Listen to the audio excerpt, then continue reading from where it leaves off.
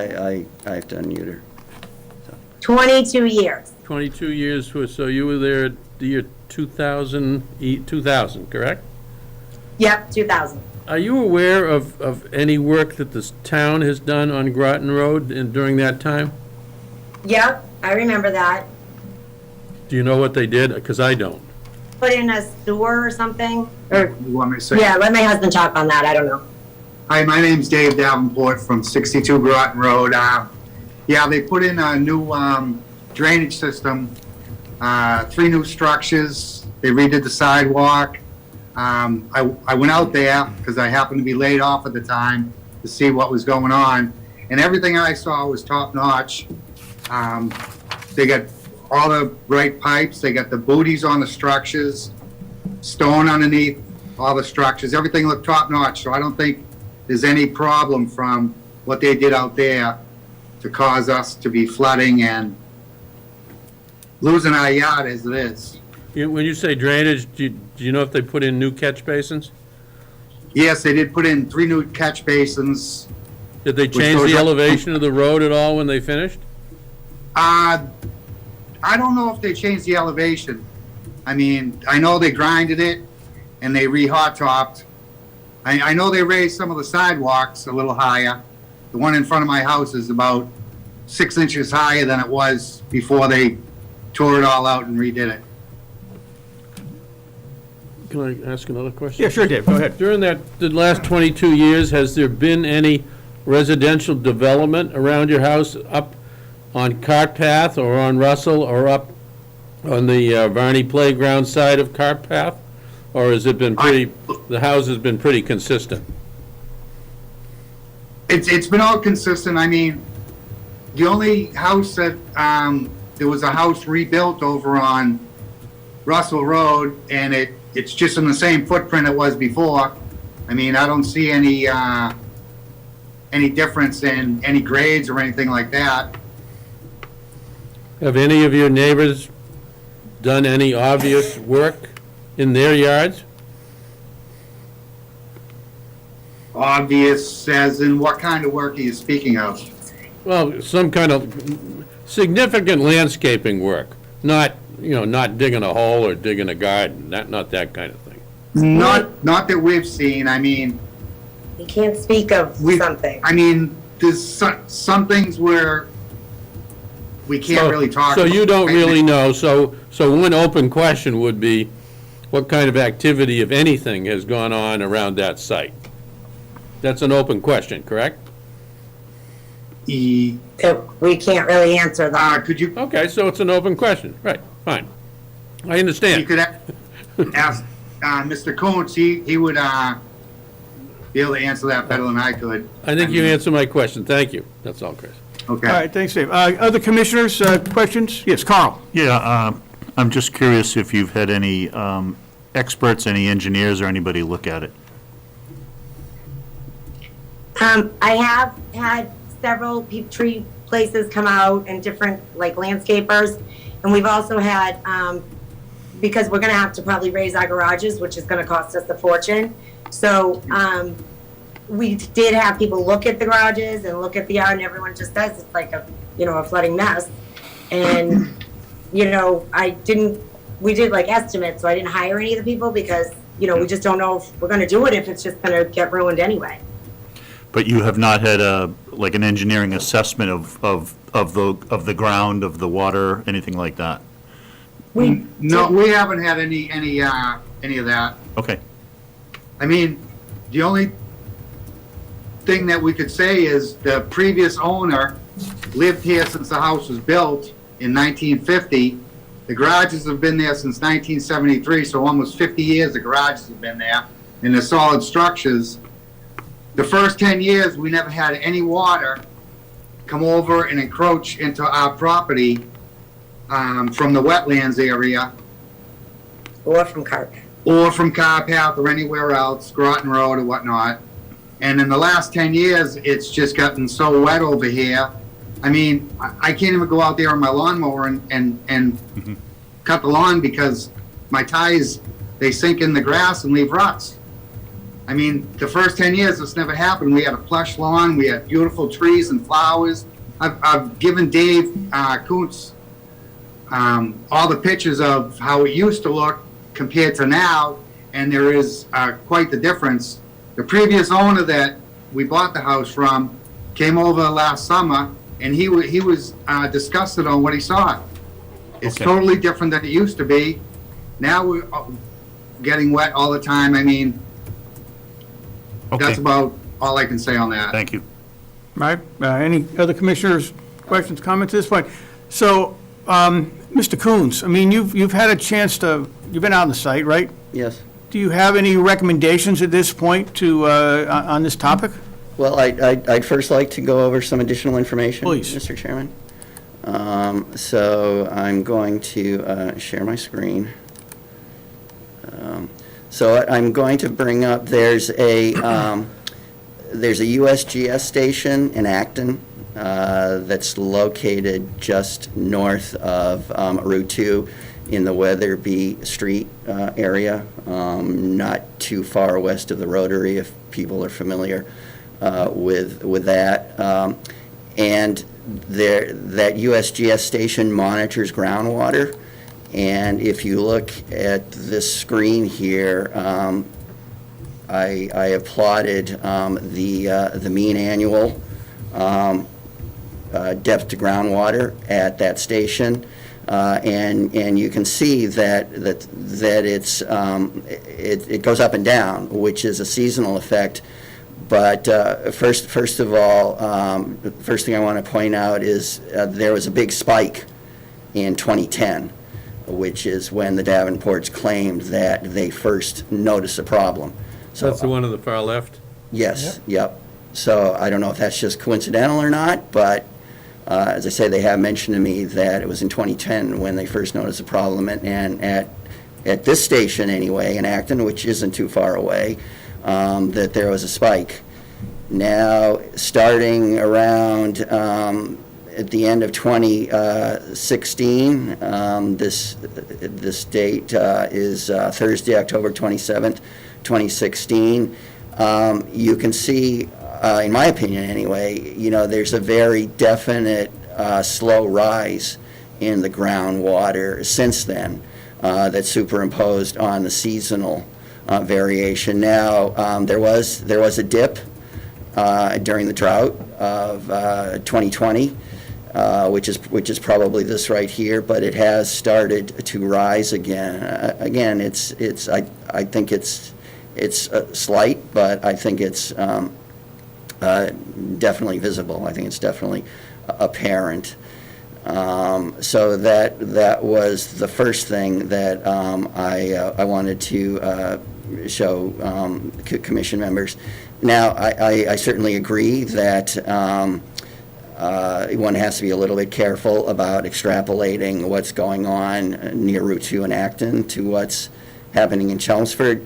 But then again, the Acton station is not awfully far away. So let me, I'd like to bring, so the next thing I'd like to do is just bring it back here to Chelmsford. Give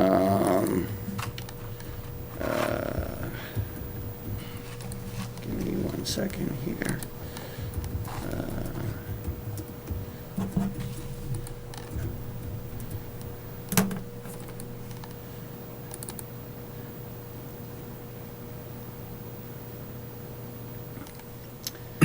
So a couple of people, so this is from the town's GIS database of the area.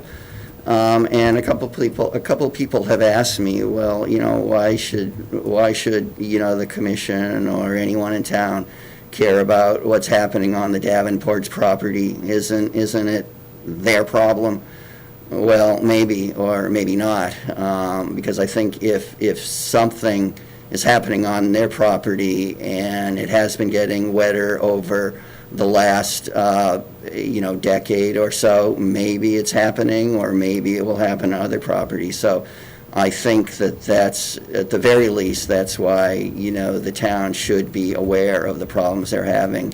So, let me see, I can, I'm not sure I can. Dave, if you could leave that up there just for Sure. Are the topographical lines on that? Yes, yeah. Then you can notice that this is definitely a low spot. The elevation's about 120 feet. Yep, yep. And if you go to the right, up cart path, all the way up the hill, the elevation is as high as 140 feet. Mm-hmm. And if you look on the Freeman Lake side, I Yeah. don't see an elevation line, but it's probably around the 120. You're absolutely right. That's my the- assessment as well. The natural flow is from that hill on the other side of cart path. I don't know what direction it goes, but that's 40 feet higher than this spot that is wet, and the Davenport's the house that abuts that, for those of you who aren't familiar with it. The Davenport's house are those, I believe, those two buildings that abut the green area, roughly. Yes, yes. And the green is the wetlands, at least as depicted in the town's GIS database. But you can see here, it's maybe I can make it a little bit more transparent. But you can see this is the 120 contour right here, which appears to be, is almost certainly the case, that Freeman Lake is at a 120 elevation, and there's actually a little bit more data to support that as well. And it's public information and a recent notice of intent filing that the groundwater, standing water, and there was some test pits dug to determine precisely that. What was the depth to groundwater? It was a property on Russell Road. And it was determined from actual testing that the groundwater, the standing groundwater, was at an elevation of 119.8 feet. The seasonal groundwater was at 121.3. So to me, that tells me that there could very well be a groundwater connection between Freeman Lake and the Davenport's property. Because if you do kind of estimate a little bit, given the contours you see, that they're in between the 120 and 122 contour, that at least the seasonal groundwater probably comes right to the surface of their property. And it's not necessarily the case that it would actually have to keep rising and rising and rising to a higher and higher level every year. But if it stays if it stays longer and longer every year at the observed high groundwater, seasonal high groundwater, that could very well have the same effect of, causing vegetation on their property to die. Something else I'd like to point out is that, there are some other low-lying properties in the area. If these properties along Russell Road here, as I'm moving the cursor back and forth, they're pretty low-lying. You can see this contour right here is the 122. So they're not that high above seasonal high groundwater, again, as was recently observed. So, maybe there's a concern there for those properties. If the situation on the Davenport's property, is worsening and worsening, maybe, that's something that these other So, properties Mr. should be Coots, aware I guess the question that comes to my mind is, it sounds like we got a groundwater problem out there, based on what you're telling me. We might. Are there any mitigation efforts that, the folks out there can take to minimize the impact of this problem? Well, possibly. If there is a groundwater connection between Freeman Lake and the groundwater on these other properties, I mean, one possible way, and I'm not proposing this, but maybe the water in Freeman Lake could be lowered. I know that there is a dam, there is a spillway, so in theory, that might help address the problem. But before I think that kind of a decision is made, I think there needs to be some kind of a study done. I have recommended to the Davenports that they do hire, a botanist or an arborist to take a closer look at the vegetation on their property, in particular the trees that are dying, and see if, a botanist or an arborist could give some idea of, is it wet soils that are killing them directly? Is it the wet soils that are weakening the trees and making them more susceptible to pests? Is it due in some fashion to wet soils? The other thing that I recommended they do is just do the same thing that was done recently for the other property. Is just have the depth to groundwater actually determined on their property. Now of course that's just an observation at one time. How it would be determined that the property is getting progressively worse over the years, that I don't know. That's a matter of an expert. It probably involved putting in a monitoring well. But again, I'm not a groundwater hydrologist by any means. So I think those, I think if they were to get that information, that I think would at least get the ball rolling. That I think that if they were able to come back with really concrete scientific evidence that there is a problem with high groundwater on their property, I think that it might be able to, that might, say for instance, make it easier for the town to receive a grant.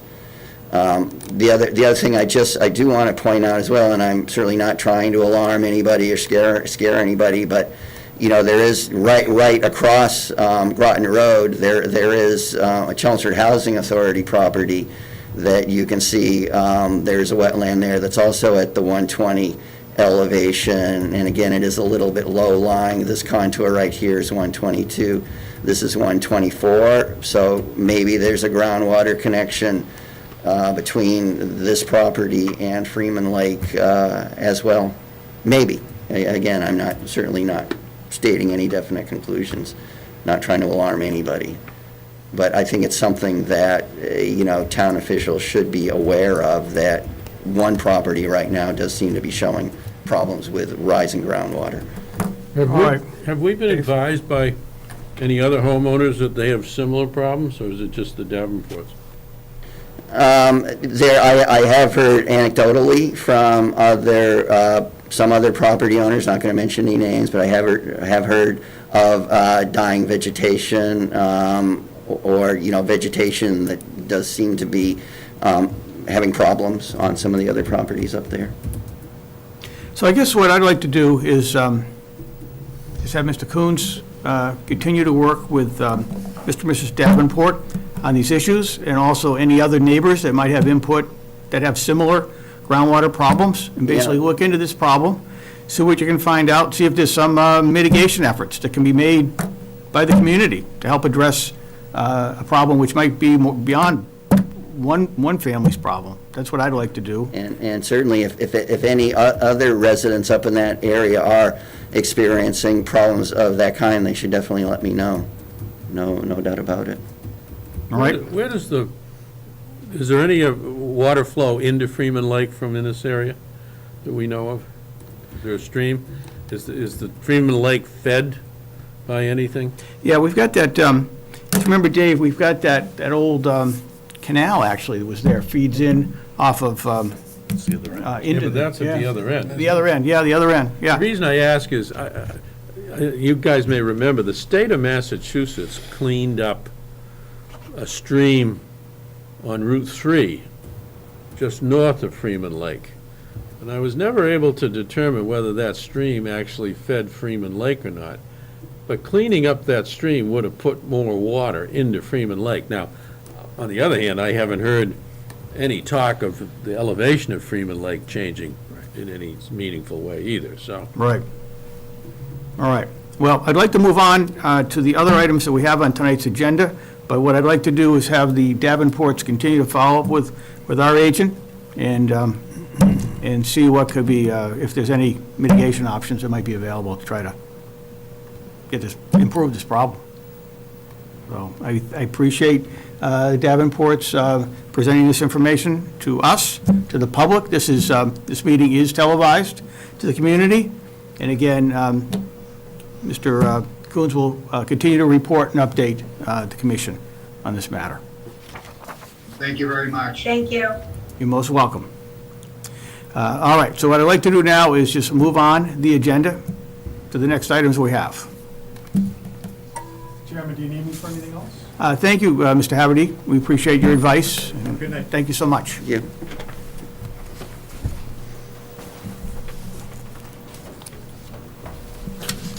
So I think the next thing is the RDA. Yes, under our regulatory hearings, we have a request for determination of applicability. This is an after-the-fact filing by Laura Chadwick of 14 Lovett Lane. I have listed that Trina Teal is representing the applicant, and we would have a legal notice. So if our clerk, Carl, if you could give us the legal notice. I'd Yes, appreciate it. Mr. Chairman, pursuant to the provisions of the Massachusetts Wetlands Protection Act, MGL 131, Section 40, and the Chelmsford Wetlands Bylaw, Chapter 187, the Chelmsford Conservation Commission will conduct a public hearing in Room 204 at the Chelmsford Town Offices, 50 Billerica Road, on Tuesday, February 1, 2022, at 7 p.m. to consider the request for determination of applicability after-the-fact filing filed by Laura Chadwick for proposed work within the 100-foot buffer zone to bordering vegetated wetlands at 14 Lovett Lane, further identified as Assessor's Map 23, Block 92, Lot 46.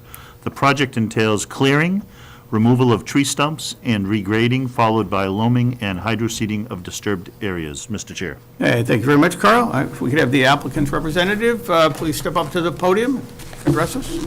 Hello. Hi, Dave. Hi, Trina. Thank you.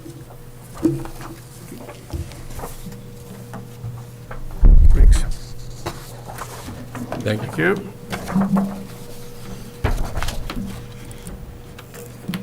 If you want, I have, Staples gave me too many copies if anybody wants. Thank you very much.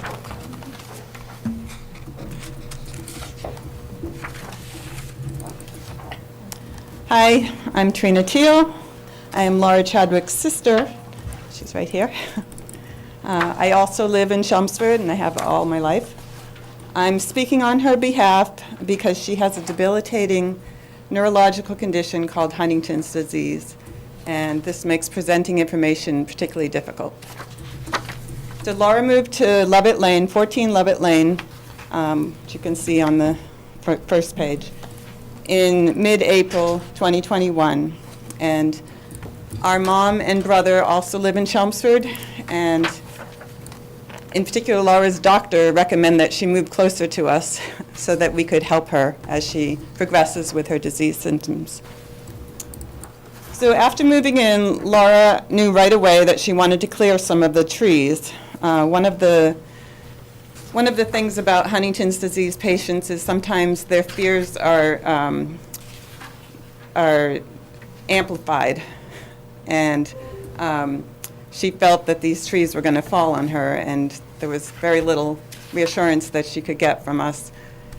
But I advised her at the time, first get your lot surveyed to make sure that you're taking down only your trees and not anybody else's.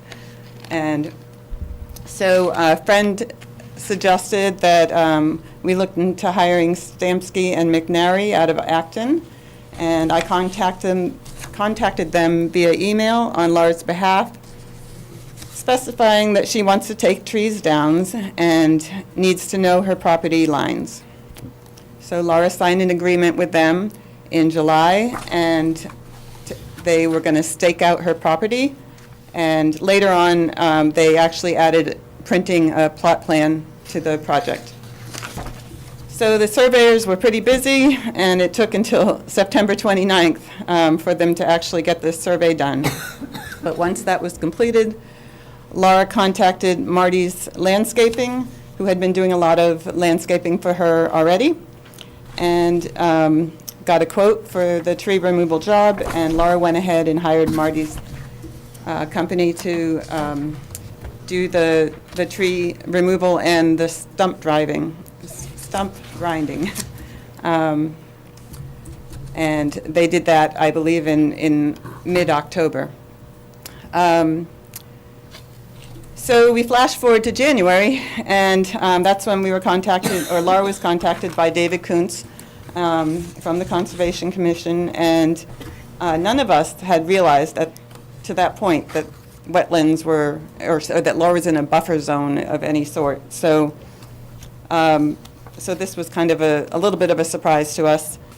And I went ahead and I looked at I looked at images online to learn about where the wetlands were, because they don't show up on the plot plan. And so my husband actually found a site that shows the where they are. And I know you said 100 feet was the buffer zone, so I was trying to decide where that actually falls. And I can see it's pretty much her whole back behind the house. It actually, when I was out on site, I actually determined it to be pretty well along the line of the bump out there, the back of the house, going toward the back of the property. The buffer zone is pretty well even. Yeah. With that bump Yeah, out. yeah. So, moving forward, Marty's has already put in a straw wattle, which on this map, basically the red line is where the trees used to be, and I got that from the Google image of her property. I just sketched that in, and then the blue line is where Marty put the straw wattle, and the yellow is where in the spring Marty is proposing to put in loam and hydroseed to protect the integrity of the lawn, I guess. So that's it.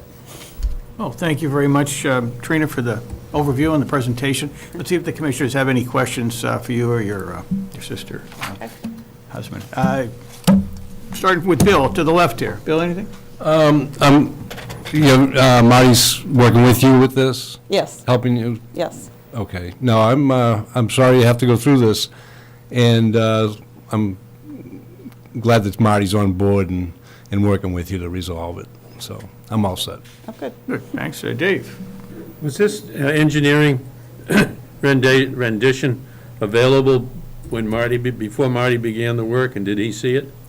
Yes, we got a plot plan, and we also, Stamsky and McNary also staked out the actual, stakes in the yard, so we could see where everything was. Do you know by any chance, do you know the quality of the trees that were taken down, or what types of trees were taken down, or don't? Mostly pine, I thought that's what I would agree. Mostly pine trees, correct? Yeah, very tall, long. Is this your? Yes, this what's is Laura. What's your relationship? She's my sister.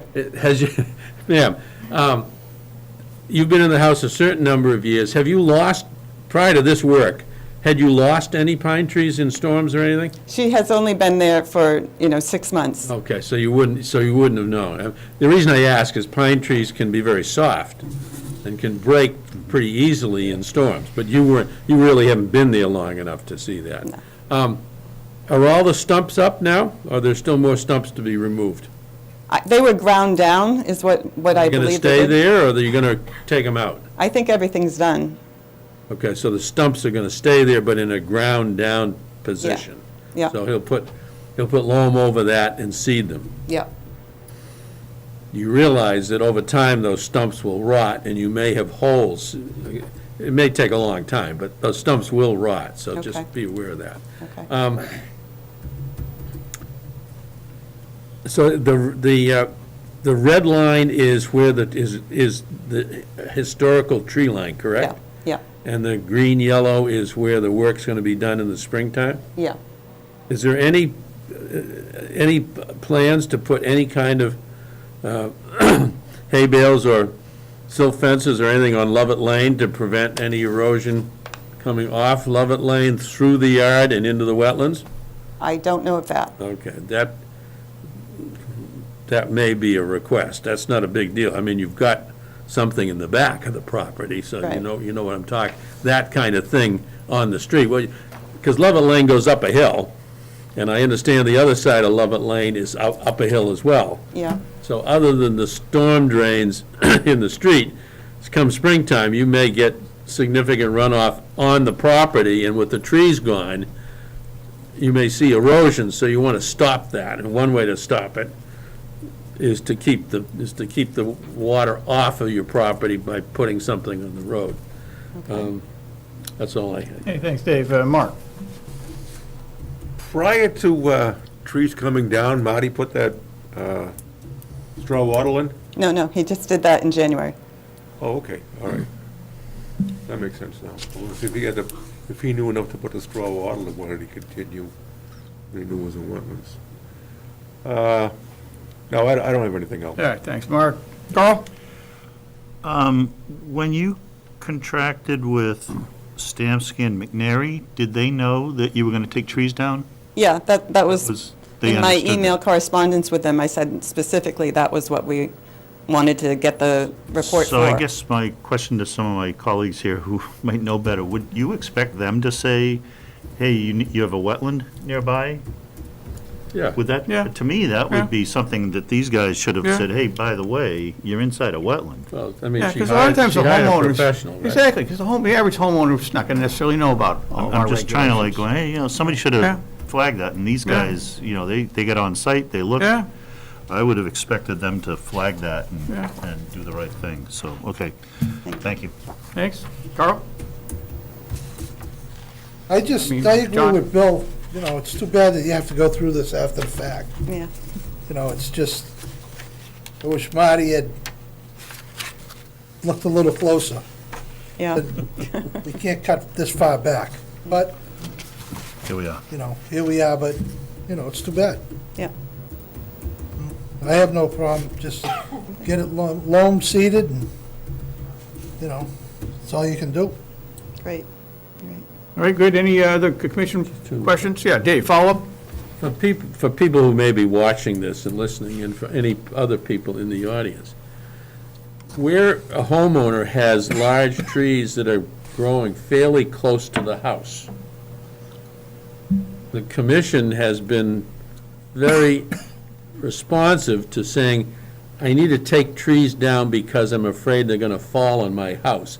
A 75-foot tree that's 25 feet from a house, or 50 feet, could in fact do that. And we've worked with homeowners to let those trees come down.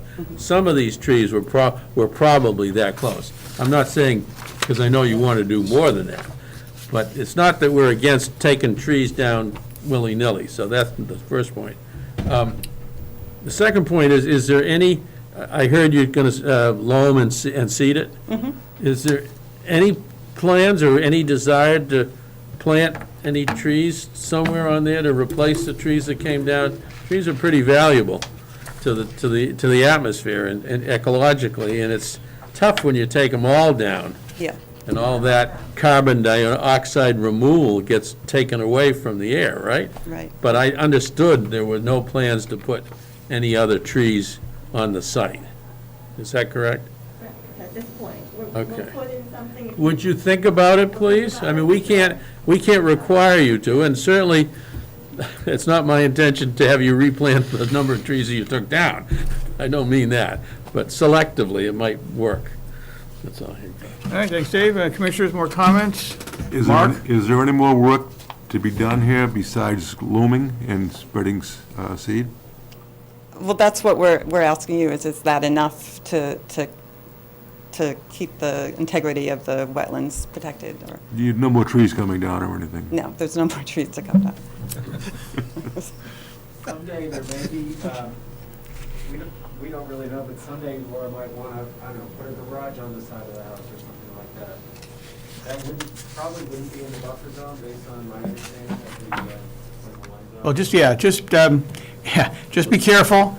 check in with the agent at ahead of time, and he can tell you, hey, is there jurisdiction or not? It's just better to be safer than have to go Now, through. if she wants to put in a dogwood or something in the 100-foot buffer zone, does she need to approach you? Just let us know what you're doing. That's just, yeah, Doesn't stop you. yeah, I think Dave's right. You know, something like that would be good, Okay. you know. Just send me an email. There is- Okay. Phone call. I'll go There through you. is a use regulation the Conservation Commission has for minor activity within the buffer zone that does not require the Conservation Commission's approval. For example, technically, if you were to mow this lawn and it's within the 100 feet, you'd have to ask us permission because we have a 100-foot jurisdiction. Well, we put that exception in a minor activity regulation. At some point, you got to just read what those, it allows you to put a path in and different kinds of things, so you don't have to ask us. So the big thing really is we just want to make sure come springtime that we've got the siltation control out there. It sounds like we have, what was out there now already? That's in the back. Yep. And I was talking about siltation control on the Lovett Lane side. Yeah. So, and frankly, you don't want, if he happens to do some work before there's a heavy rain in April, and Marty's always out there early, you don't want a heavy rain to wash away what he's done either, so. So we want to make sure that there's not some washout of the soil onto the, the streets or the wetlands or anything like that. Just, that's a concern. So just make sure you plan for that, talk to Marty's and work that out. This is a public hearing, so let's just see if there's anyone from the public that's here that has any questions or comments for the applicant. If you do, raise your hand and give me your name and address, and you can come up and stand at the podium. Is anybody out there? Just wave your hand. No. Okay, good. All right. So we have the request. Do we have any, does someone want to make a motion here for approval? But we want to, we don't want to, do we want to require them to file a notice of intent or not? No. Okay. No. So we need to issue a request for, I'd say a -3, yeah. -3 request for determination. Yeah, yeah. So that's a motion by Mr. McLaughlin for a I'm -3 sorry, yes. determination, which would be effectively an approval after the fact of the plan. So second on that? Second. Seconded by Bill. Any discussion before we vote? No discussion. All those in favor? Aye. Any opposed? Unanimous. So you folks are all set. And thank you. I'm so glad you came in and we got this thing straightened out. Get to the right purpose. Nice job on the slide deck. And exactly, you might, there you go. Yeah. So Maybe you'll be there's- back representing others again. There is some paperwork that I'll be getting you in the next few weeks, so. yeah. Thank you. You're welcome, thank you. Take care now. All right, tonight's agenda, moving on under regulatory matters, we have a notice of intent filing by the town of Chelmsford related to 1 through 104 Turnpike Road. We've got listed here the Howard Stein Hudson engineering firm representing the applicant. And if you folks would just come to the podium and identify yourselves for the record, that'd be great. And then give us an overview of what's going to happen. Oh, right, legal notice first. Thanks, Carl. I gotta have my moment in the sun. Oh, absolutely. I almost forgot. Pursuant to the provisions of the Massachusetts Wetlands Protection Act, MGL 131, Section 40, and the Chelmsford Wetlands Bylaw, Chapter 187, the Chelmsford Conservation Commission will conduct a public hearing in Room 204 at the Chelmsford Town Offices, 50 Billerica Road, on Tuesday, February 1, 2022, at 7:05 PM to consider the notice of intent filed by the town of Chelmsford for proposed work within bordering land subject to flooding and riverfront area at you. Turnpike Road. The project entails construction of approximately 3,400 feet of sidewalk and granite curb along the east side of Turnpike Road from numbers 1 to 104, a pedestrian bridge over River Meadow Brook, and upgrades to existing drainage. Mr. Chair. Thank you, Carl. Excellent. All right, now over to the engineering firm of Howard Stein Hudson. Thank you. My name is Bridget Myers. I'm the project manager for this project for Howard Stein Hudson, and I'm just going to give a brief overview of the project, and then I'll hand it off to my colleague Bob, who'll go over more of the details of the NOI. So last year, the town contracted us to do a sidewalk design for Turnpike Road. And so it's going to start around where the Kinlock apartment building is, where they had constructed a short section of sidewalk in front of their property, and it'll extend, so we'll tie into that, and it'll extend up to the intersection at Route 129. And it'll tie into any of the new sidewalk that's being constructed as part of the River Neck and 129 project as well. So as mentioned in the description, yeah, it's about 3,400 feet of sidewalk. It's a pretty standard cross-section. It's 5.5 feet wide. That includes the 6 inches for vertical granite curbing. So, and that has a 6-inch reveal along the road. The curb line will pretty much more or less line up with the existing edge of pavement. We looked to kind of hold a standard cross-section for the roadway. So there'll be, some areas where it's a little bit wider, some a little bit narrower, but it'll leave a standard pavement width.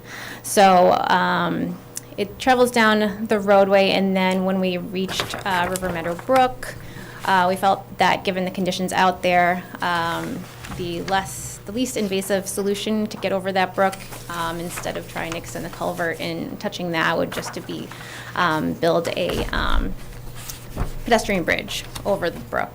And there's enough land on either side of the brook where we don't have to touch any of the wetland areas to do so. So the abutments will be built on either side, and then the reinforced deck will be placed on top of that. And then it meanders back towards the roadway and carried up towards Route 129. Just a brief overview of the project. I know from the town, I know Christina Papadopoulos is listening via Zoom right now. There she is. Any town-related questions, but I know they were funding this through a grant as well as their sidewalk fund. And I believe the hope is still to, get this constructed as soon as possible this year. Well, thank you very much, Bridget. Appreciate the Hand it overview. No problem. I'm going to hand it over to Bob. All right, Bob. Good evening, everybody. Bob Messner from Howard Stein Hudson. I'm a civil engineer, and I helped out with the utility design and the NOI permit, the report for this submission. And I'm referencing the first existing conditions on the presentation slide here just to demonstrate the wetland resources that we're dealing with here. And I just, before you start, Bob, I just want to apologize. I can't bring his presentation up on the screen because his laptop doesn't support PowerPoint. Sorry, I was not aware of that, so I'll have that fixed next time. So Okay. apologize for that. So we have River Meadow Brook through the middle here. The blue with the wetland flag labels is the bordering vegetative wetland. Are you on the first slide? First existing conditions slide here. This one, okay.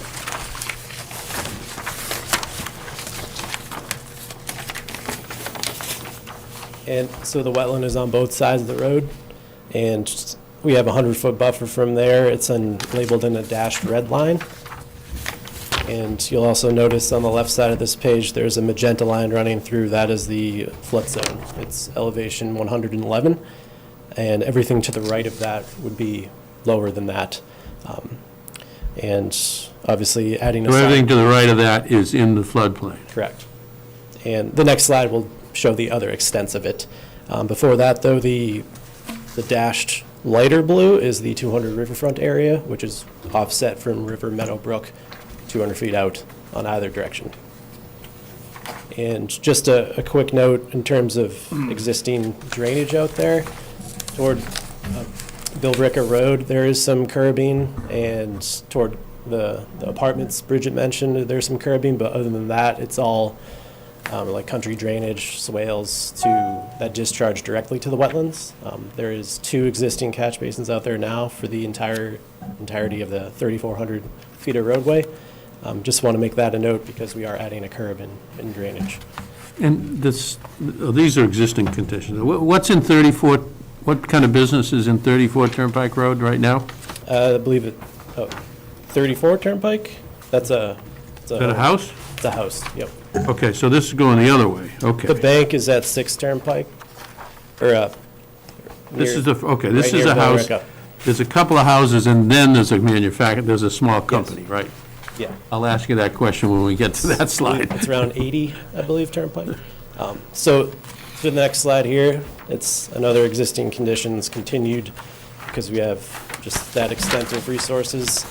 Here you'll see the magenta line running through toward the center of the page. That is the end of the flood zone. So everything to the left from that page is lower than the 111. And we have additional wetlands here and the associated 100-foot buffer. Where's the gentleman who we had the problem with on Turnpike? I don't know. The Asian fella, who Sam Fulton represented. Where is that house? I don't remember the number. It's across from the water department driveway. Do you know where that location would be? Is that on the other side of 10 Industrial? Other side of 10 Industrial? No.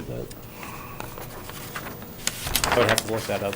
I can look at it after this. Doesn't matter. Well, I just want to know what work would do, if we're going to do any work on his property. Yeah, the sidewalk's going on there. Yeah, well, except sidewalk's not going on private property, it's going on a town easement, correct? So there were some right-of-way Doesn't challenges. the town for own project. the first 6 feet or 10 feet off the road or something?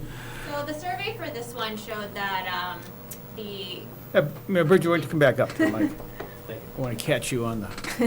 So the survey for this one revealed that the layout line for the roadway, actually, it's not, sometimes it's right on the edge of pavement. Actually, a couple areas it actually encroached into the pavement, which is not typically seen. So there are some easements, How far back did you have to go to see that?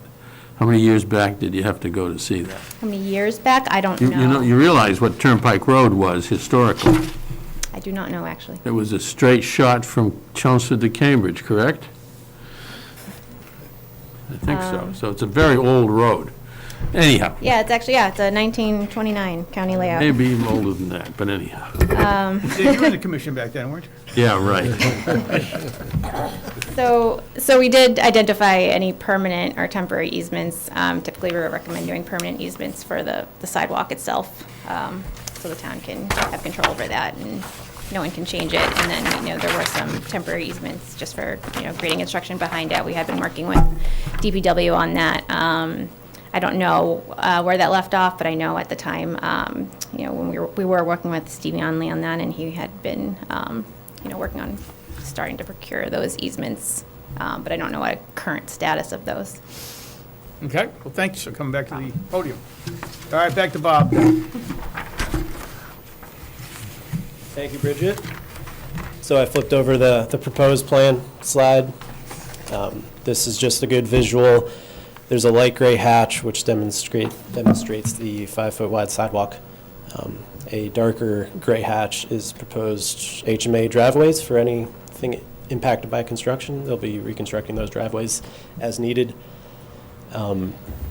Just referencing here, in total, the project will be installing 10 new catch basins, and they will outlet to the wetlands via drain manholes with flared end outlets and riprap before the wetlands. And overall, there is no impact to the wetlands themselves, just the buffer zone and the floodplain and the riverfront area. And this visual just demonstrates the pedestrian bridge and the low retaining wall. As Bridget mentioned, it jogs to the left to get over River Meadow Brook. Doesn't impact the wetlands directly. It's very close. It's a little tough to tell at this scale. It's about a foot from the wetlands, but we have a retaining wall right there. It's a low retaining wall, concrete with timber rails, I believe, to prevent any impact to the wetlands themselves. And moving to the next slide, similar to the previous existing conditions layout, just demonstrating the sidewalk within these buffer zones and the flood zone as well. And just to note, we are adding in total 16,000 square feet of new additional impervious surface. So that was taken into account to meet Mass DEP standards. We're providing infiltration in areas we think it can happen. We haven't done test pits yet, but they're contingent. The infiltration will be contingent on the results of the test pits. And again, we'll be having deep sump catch basins for treatment and discharging through those flared end outlets with riprap. Move on to the next slide, resource area impacts. So first, start with this project qualifies as a limited project for the DEP standards. So that's for widening an existing roadway less than one single lane. It's determined for 12 feet, so we're less than that, so we meet that criteria. Therefore, we're not required to meet the performance standards for riverfront area or flood zones. However, we have made an attempt to provide compensatory storage anyway because we have met with the town, discussed locations to do that, and we also briefly talked to DEP before the project, and we're still awaiting comments. So in total, the riverfront area impacts total about 5,100 square feet, and the floodplain impacts is a total of 13,500 square feet. And one thing to note, River Meadow Brook, there's a rare species of turtles that has been flagged for this. Really? What is that? What type of turtle is that? That I do not know. Do you know, David? So that means you're going to have to go to Natural Heritage? Correct. In our submission, we sent one to you guys, DEP, and NHESP.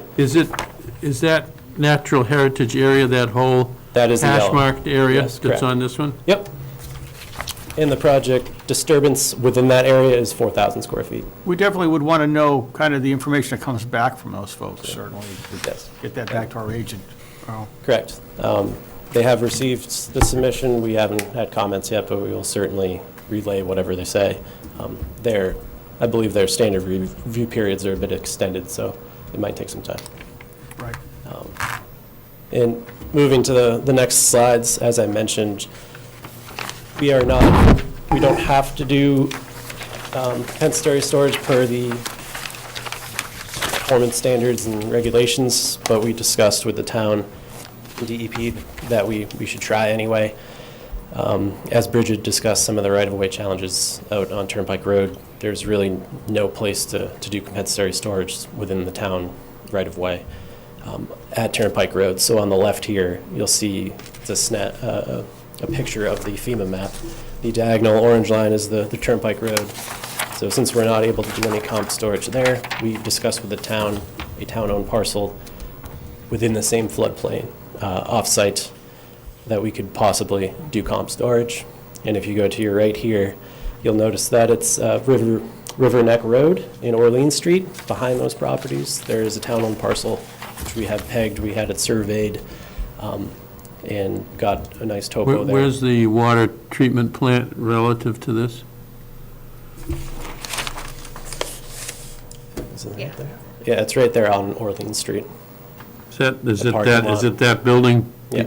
behind, down from Orleans Street? Correct. Okay, thank you. Yep. And on to the next slide. So the area we talked about,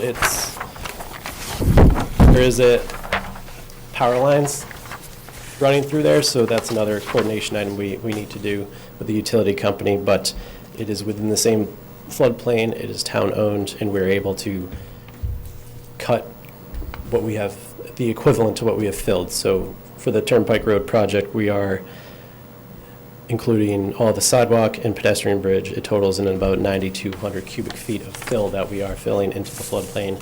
And in this comp storage location, we are cutting out and excavating about 93, almost 9,400 cubic feet. So we would be offsetting what we are putting in for the sidewalk project.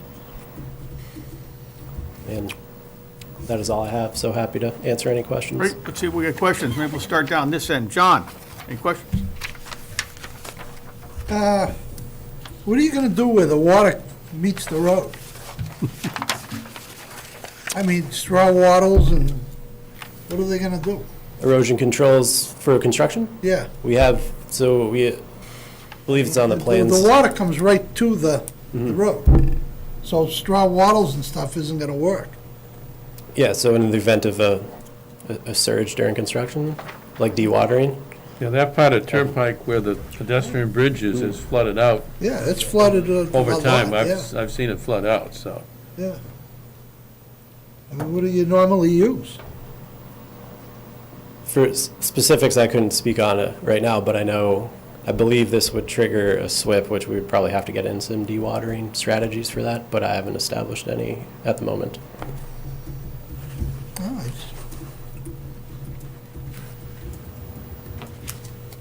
I have nothing else. All right, well, that was a good question, though, John. Good question. Carl? I drive by there every day, so Yeah, you're familiar with the site, then? I'll be able to, Yeah. at least a couple times a day sometimes.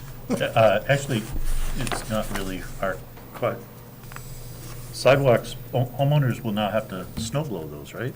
Is that the town requirement? That's not a. No, typically it's the the town. town snow blows So far. so far, Okay, all right. There's only 2 residences on that side of the road anyhow, isn't there? right, The 2 that the one you showed me, and then the one I can't find. yeah. That's all. Remember, the one I can't find is the guy who, we made him Yeah. put trees back in and all that. Further down. Mr. Cho? Mr. Cho, was that his name? Yeah. No, I'm good. You're done? Good. Mark? Are we gonna see construction plans, or is this all we're gonna see? So we submitted notice of intent drawings, Yep. which include construction plans, grading plans, Are we utility gonna see plans. them so we can comment on them, or? I'll bring them up shortly. Incidentally, you changed the password on those plans. I couldn't see them tonight. But I I don't, saw him Expire yesterday, again? but I couldn't see him It's set for a tonight. month. Oh, The password you put in your memo yes. doesn't work tonight. Oh. So did it expire already? It was not intentional. It said it Ah, sure, yeah, existed for right. a month, but I'll look at that. If Dave's heard that one before, right there. That's a fair question, though, Mark. we don't know how, I mean, the bridge, is that gonna be, wood buttress walls? Is it gonna be dewatered? Is there a dewatering site that's gonna be for concrete pouring? I think the plans had some information should be about part of them. this. Yeah, I know. The plans that you put online, or that we had access to yesterday, I think has a description of the bridge crossing the stream, right? Yeah. You're using micropiles? I'm using whatever, it's got your name all over it, so whatever that is. Not your name, but the name of the firm. There's a comment in there that you considered using a wooden bridge, but you're not gonna do that because you were afraid it would wash out, I think. It's gotta be strong enough to hold the Well, sidewalk. that's the everything site you else. and I would, Mark's question is about the bridge where you and I were just talking, right? If a private, was gonna be done for the private company, not the town so much, we'd have all this stuff with us. Know what was gonna, how it's gonna be built, how Are watering's gonna there take paper place. plans of this? Yes, I can.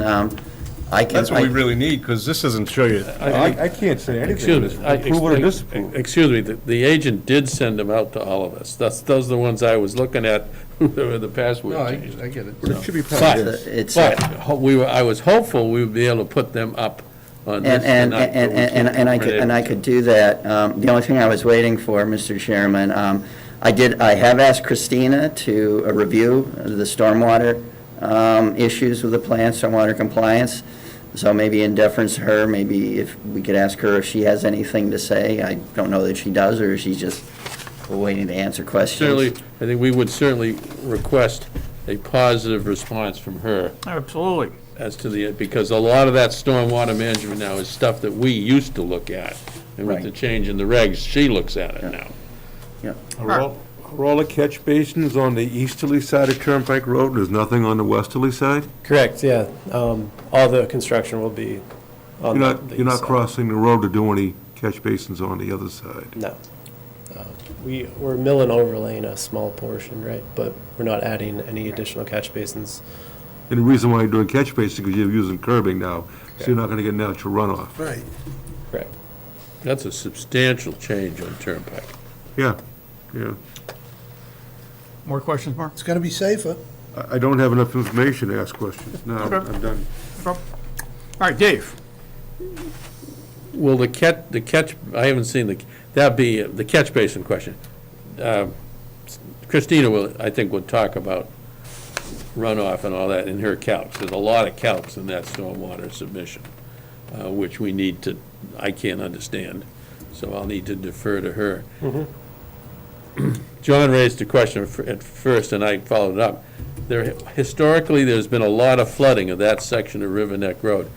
Is this project going to address that problem, or will that problem still exist because you're just building a sidewalk? It will not address the flooding since. Well, I mean, it won't stop the flooding, but flood zone. will it pick up all the flood water and put it in catch basins?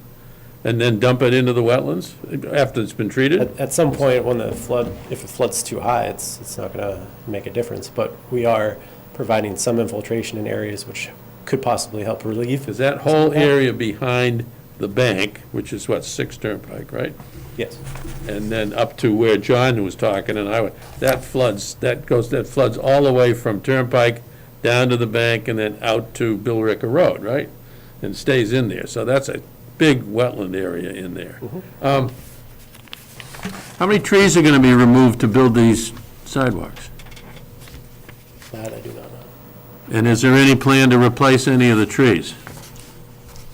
Right now, there was 4 trees, in that, I think, the 12 to 24 trees that were being removed.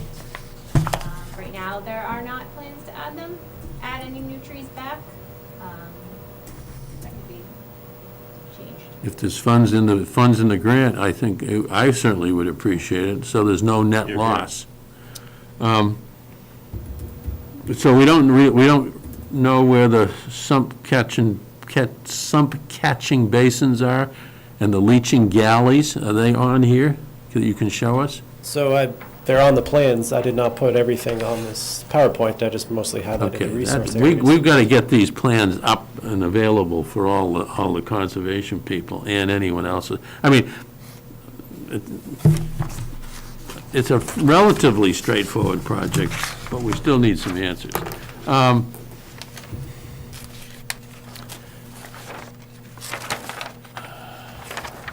How high up over the mean water level will the bridge be? How much water is it going to handle before it floods out? That's another one on the plans. I know it's above the flood zone elevation of Because I don't know what the elevation is between the water and Turnpike Road is now, but the walking bridge, somebody want to move? There we go. But the crossing bridge is going to be higher, will be higher than the sidewalk grade, correct? Yeah. Yes. Yeah. And therefore it'll be, so what's the elevation of the crossing from the water?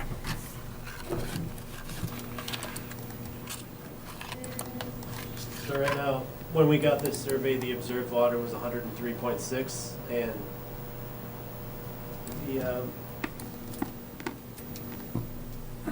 flood zone there is 111, and about the sidewalk rate there is about 109. So the bridge itself will be higher than 109, or will it be 109? It's right, yeah, the deck of the bridge is going to be right about 109. Okay. So the sidewalk, it slopes up for me to say. And what is a leaching galley? I've never heard the term. So similar to a dry well, these are 4x4 concrete structures in a series connected to make it And more they, like a and the 4x sump, and what's a level. sump catching basin? That's a term I haven't heard before either. Deep sump catch basin. Oh, that's what it is? Okay, I know what that is. Deep sump catch. And will they feed the galleys? Correct. So the overflow from them will feed into the galleys, which will hold some overflow, and then that will leach into the wetlands? Or Into the leach into the groundwater. ground? Into the groundwater. Into the groundwater? And then Okay. the leaching galleys have an outlet which would go from there. You're going to need any waivers from us to do this work? 25-foot no disturbance, 30-foot no impervious? I don't believe so. You- 30 foot. You better know so. Yeah. So you don't believe so, because if you need them and don't get them, then you're gonna be stopped work, right? So you double check that, will you? Yeah, it was a 30-foot no impervious. 25-foot, no disturbance, 30-foot, no impervious. No, you're within 25 feet of the resource area. Yeah, I mean, there's no doubt about that. the entire project is, Yeah. Yeah, it's a so. waiver. I mean, this has been filed as a limited project, at least under the Wetlands Can Protection we- Act. Can we look at the compensatory storage schedule, please? Yep. How are you gonna, first of all, how are you gonna get to this site to build it? So, surveyors are able to get back there. I'm hoping they could be able to get a mini excavator back there. Hoping they'll be able to get, you don't know if they can. Come on, guy, you gotta know if they're gonna get there. That's pretty dense woods back there. That's owned by the Conservation Commission, it's owned by the Water Department. I'm not sure exactly where this is relative to those, but the lot line between those two is roughly there. Let me also bring to your attention that you mentioned the wood turtle. The area off of Carter Drive, and I think there's an intersection of Dawn Drive and Carter Drive. Dawn Drive's not on here, but I think it's where the curve is. 3 years ago, we gave permission to Zoo New England to perform a turtle study for wood turtle habitat in that area. That work is still going on. I do not want you disturbing the work that they're doing. You're gonna have to connect with Zoo New England and find out what it is they're doing and when they're doing it, Okay. okay? I'm not saying you can't do it, we need to understand how your work's gonna impact that, okay? The wood turtle is not a severely endangered turtle, but it is on the rare list. I'm not so sure you need to file with National Heritage. You make that determination. No, they do. They do? They do, Okay. yeah. We have, You guys should notice on this map, to the far right of this map, that's my Mercury computer. That's where the proposed 247,000 square foot building's gonna go. This compensatory storage location looks pretty close to that. I don't know whether one or the other will have impact on one or the other. I don't want if in fact that project on River Neck goes ahead, and I don't know whether it will or not, I don't want that project impacting the work you're doing to create compensatory storage, right? Nor do you, I don't think, because it would defeat the whole purpose. If it did, I'm not saying it will impact it, but if it did, I don't want it to defeat the purpose of what you guys are trying to do, which is a good thing.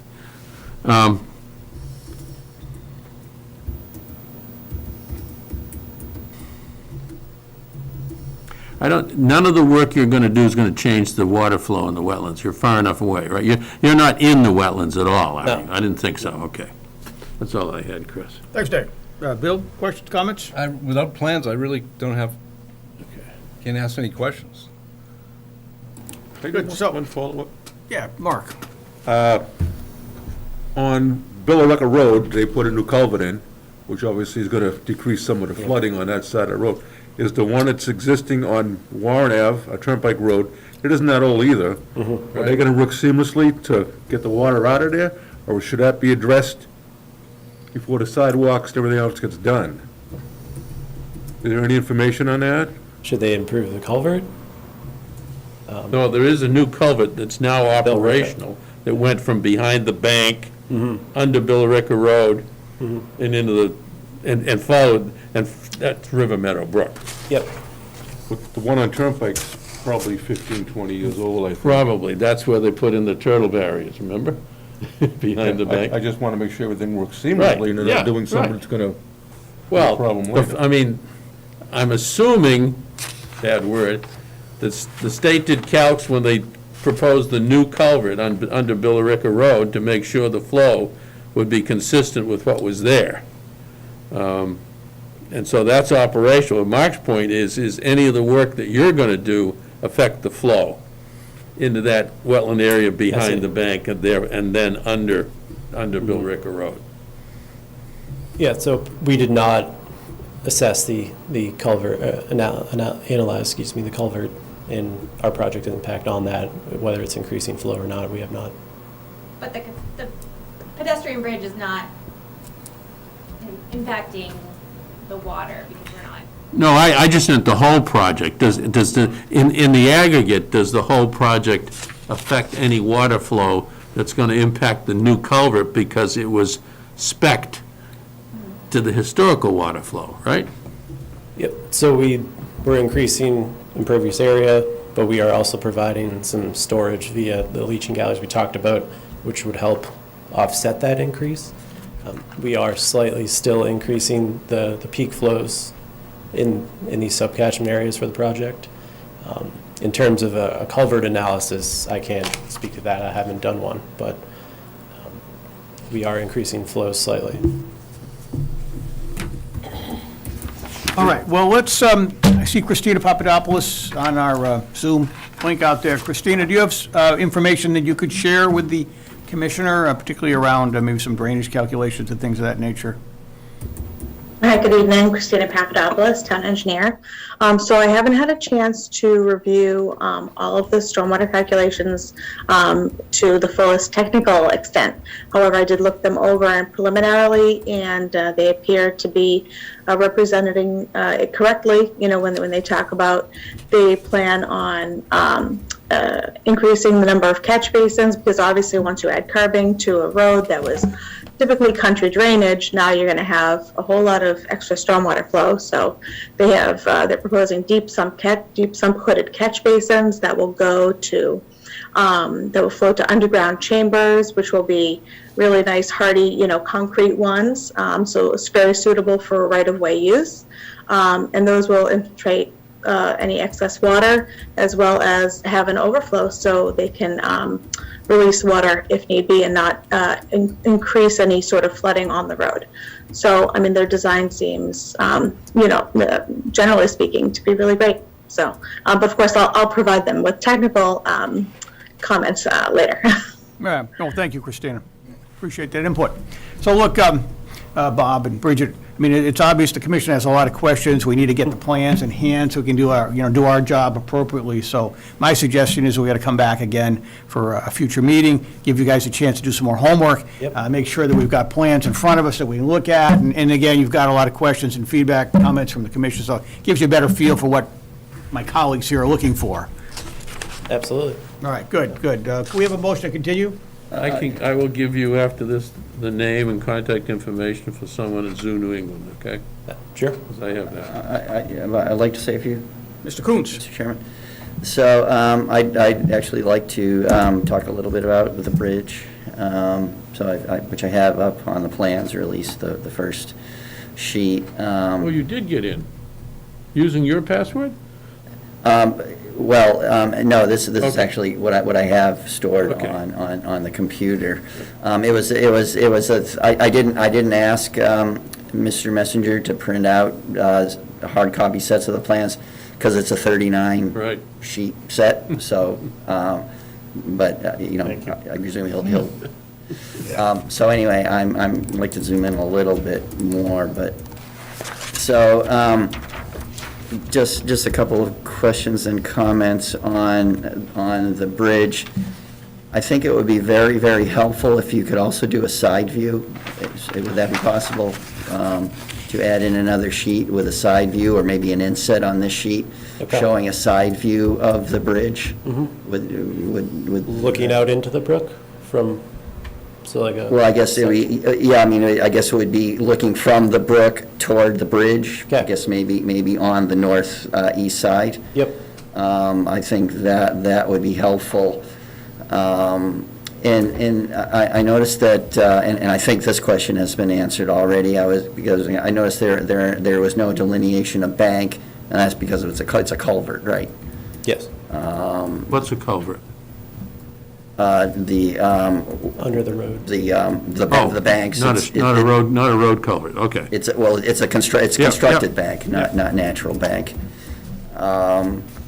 So it's a culvert.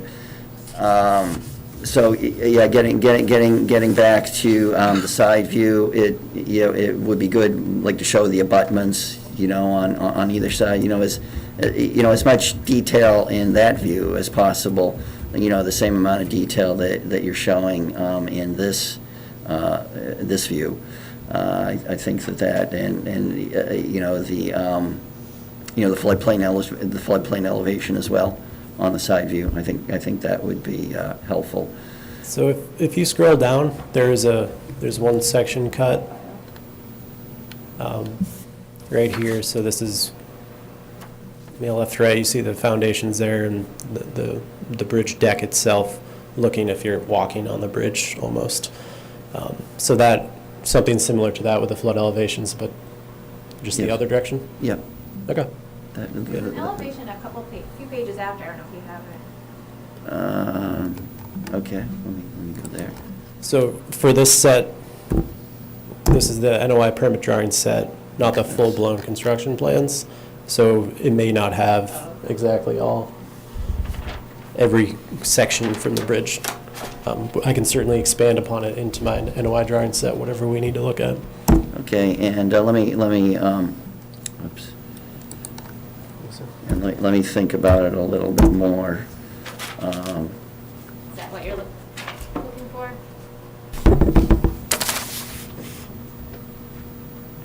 Yes, actually.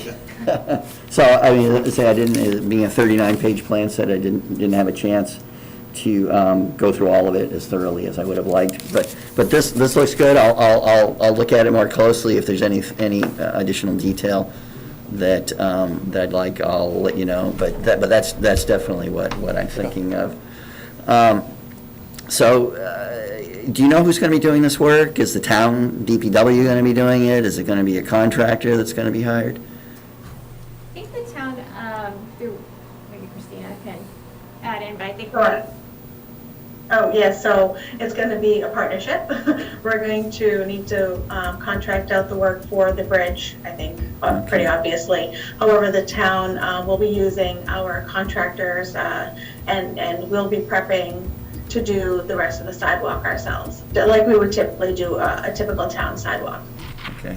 So as the commission has required in a number of other filings, going to need a detailed construction sequence, which will include potentially things like dewatering or whatever.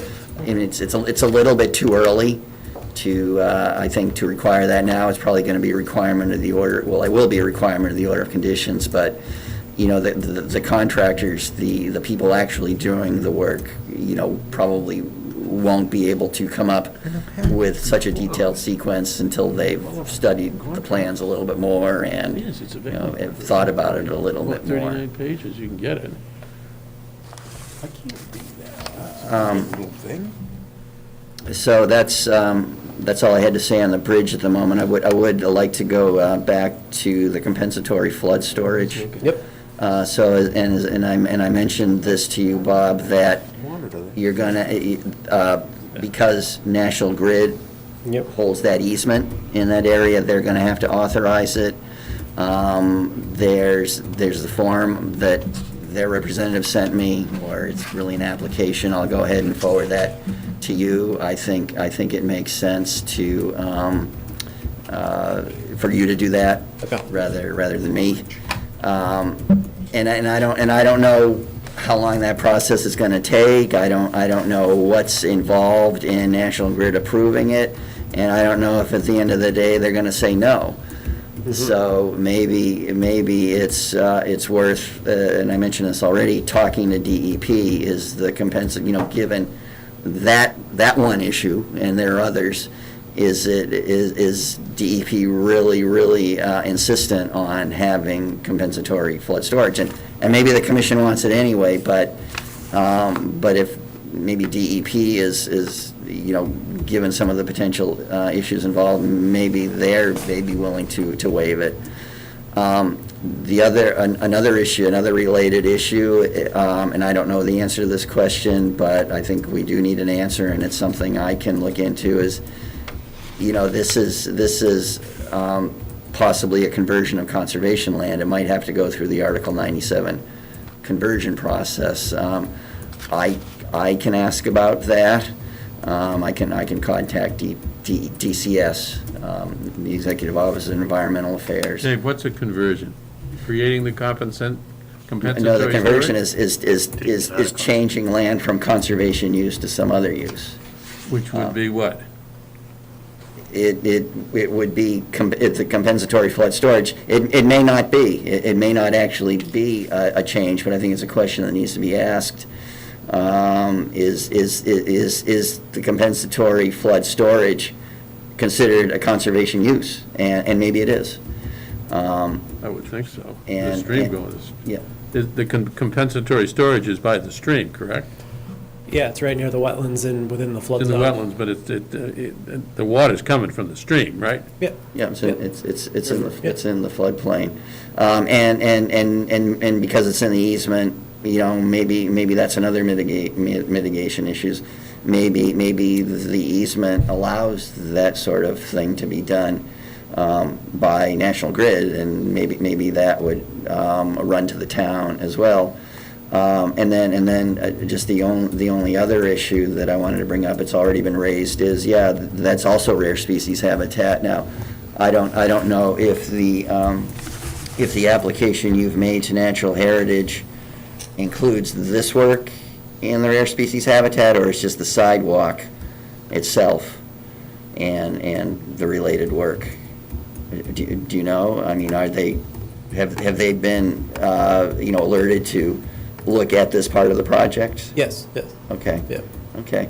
And so, yeah, and I would definitely like to know Zoo New England's opinion of whether this will cause any problems for the turtles ultimately, or maybe it will be a benefit of the to the turtles. And I mean, you're right. One of their objectives is to make recommendations as to how to improve the habitat in that area. It could very well be, as David said, that this compensatory storage will improve the habitat. And maybe there's some other things that can be done while this is being created. Maybe there's some other things that can be done to improve the turtle habitat as well, without costing the town too much money. But maybe it might be easy to do some additional protections. And Dave, I'd like to reach out to Zoo New England. On Sure, that. you should be managing the project as agent. Okay, sure. I mean, I'll certainly CC you, but Sure. I've already had some contact with them already, but maybe this is an opportunity to do something good for the turtles, and I think we definitely should look into that. So, that's pretty Thank much you, all I Dave. had to say at the moment. Thank you, David. Appreciate it.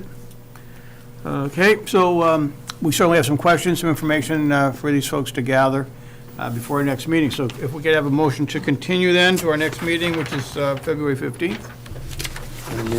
Moved by Dave McLaughlin. Do we have a second on that? Seconded by Mark. Any discussion? All those in favor? Aye. Any opposed? None unanimous. All right, we'll see you next meeting then. Thank you. Thank you very much. Thank you. All right. Next up on the meeting is our 2022 Conservation Agent Goals discussion. Very good. So do we have any, it's been a few years, I think, since we had talked about goals for the agent. I think it's great to do the goals. It was before Katie Girton. Yeah, yeah. So, do we have a straw proposal or anything of goals yet, or any perhaps standard goals from the MACC that we maybe look at, or, Dave, you done any work on it at all yet? Well, I've got a couple of goals that I'd like him to consider, All right, well, let's but let me, they left, all right, I'll have to get it to him later. I was gonna give him that contact information. want to try to catch them? We can take a No, I brief, can email it to Katie. All right.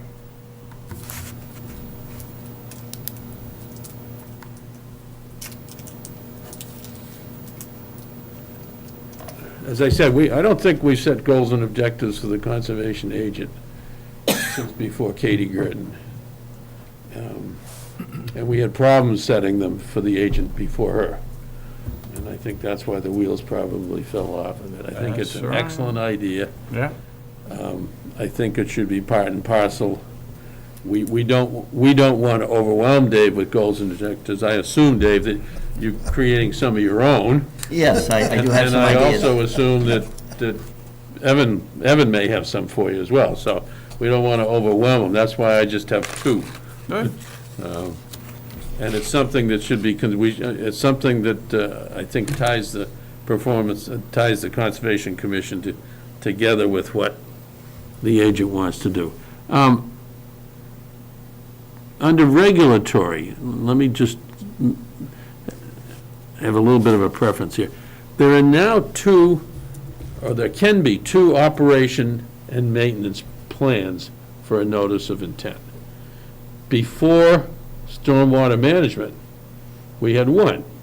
We may or may not have required an O&M plan from an applicant. Now, you'll notice in this submission for the sidewalk, there's an O&M plan from stormwater management. We may or may not have an O&M plan for this, but the point is that there are two sets of them, and I don't know how they come together. I don't know that we've ever seen an O&M, we see the O&M plan from stormwater management, but what we don't see is, a year later, how did the applicant perform against the O&M plan? There should be an annual report on each O&M plan from stormwater management, a summary report that just says, by bullet, here's what they were, and here's what they did, and here's what they didn't do, or ABC company never bothered to even follow up with it. So I think one of the things I'd like to understand is, do we need operation and management plans from both organizations? Or should we combine them somehow, so there's only one set, so an applicant only has to deal with one set? The readers may be different, because by nature, our requirements might very well be different from stormwater management ones. I think that would tend to limit some of the bureaucracy and some of the paper requirements from an applicant, which I think is a good idea. As far as we're concerned, I don't know how many operation and management maintenance plans we've ever requested of applicants. I don't know the status of them. I don't know how many applicants religiously ignore us, and whether or not we follow up. I don't know how many follow the letter, and every January, I think it's every January, they submit a report critiquing, here's what we did, and here's our findings, and I don't even know what a report would look like. So I think what I'd like Dave to do is to kind of pull all of that together, and let's find out how many O&M plans are delinquent and how many are not. How far back do these go? Well, if somebody has been giving us, usually the O&M plans are for up to 5 to 10 years, I think. Oh, they're permanent. Oh, yes, there can be some permanent requirements, like cleaning, like grass cutting a swale or grass cutting a detention pond area. That could be Oh, permanent. like Kensington Apartments has the underground Yeah. system? So I don't know how many O&M plans are out there. I don't know how many applicants, in fact, answer them once a year. So we need to kind of get from a macro sense, let's see what we're talking about.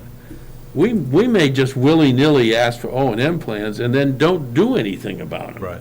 Which is silly. Either don't ask for it or do something, do one or the other. Right. So that's, And it defeats the whole purpose of why we're here. If you're asking somebody Yeah. to create a retention pond and there's nothing, it's left to deteriorate, we might as Also, well we not get- even ask for it. And if that's the case, we get the reputation, oh, don't worry if the Concom Exactly. have asked you for something, because they're not gonna follow up on it, right? Right. So kind of, I guess my goal for Dave in that sense would be to kind of get your hands around what have we got for O&M plans, and what does it look like? It may be a monumental project, or maybe we gotta start from scratch. And I think we should, as a result of that, there should be an annual report from the conservation agent to us as to here's the standing of O and M plans, Yeah. and a copy of that should go to stormwater management, because some of the things that we include might impact what they want to do. Well, I think they're looking at that also. I would- Stormwater. Yeah. That's- Yeah. They want that, that's part of their job. On open, that was regulatory. I had one for open space. And that is, I don't know what the status is for keeping the open space inventory up to date for the master plan. I have an open space inventory that Katie did for when was the update was 2018? 17 was. I've got an inventory of open space for conservation land as of 2018, but I don't know that, and you probably you may not even found it yet, but that should be updated all the time, so that anytime anyone wants to know how much open space does conservation have, we can go look at it. And then, you may not want to have him do all this. I don't want to. The second one is to conduct an inventory and critique all conservation reservation master plans. Some of our conservation reservations have master plans, and some have master plans that are very old, and some don't have any at all. So the key is, we got 9 reservations, do we have 9 master plans, and what's the quality of each one? In Dave's experience, I think, would help in critiquing. I'm not saying we go out and do them, I just want to know what we got. And I don't know if you guys remember, but when we had a subcommittee on open space, and we came up with a master plan for each reservation criteria, and it was overwhelming, and so it was so big and so all-inclusive, we didn't do anything, that's always happens when you talk about plans. And then the last one, and that would be to update all or some, because we may not be able to get reservation trail maps with the GIS department and DPW.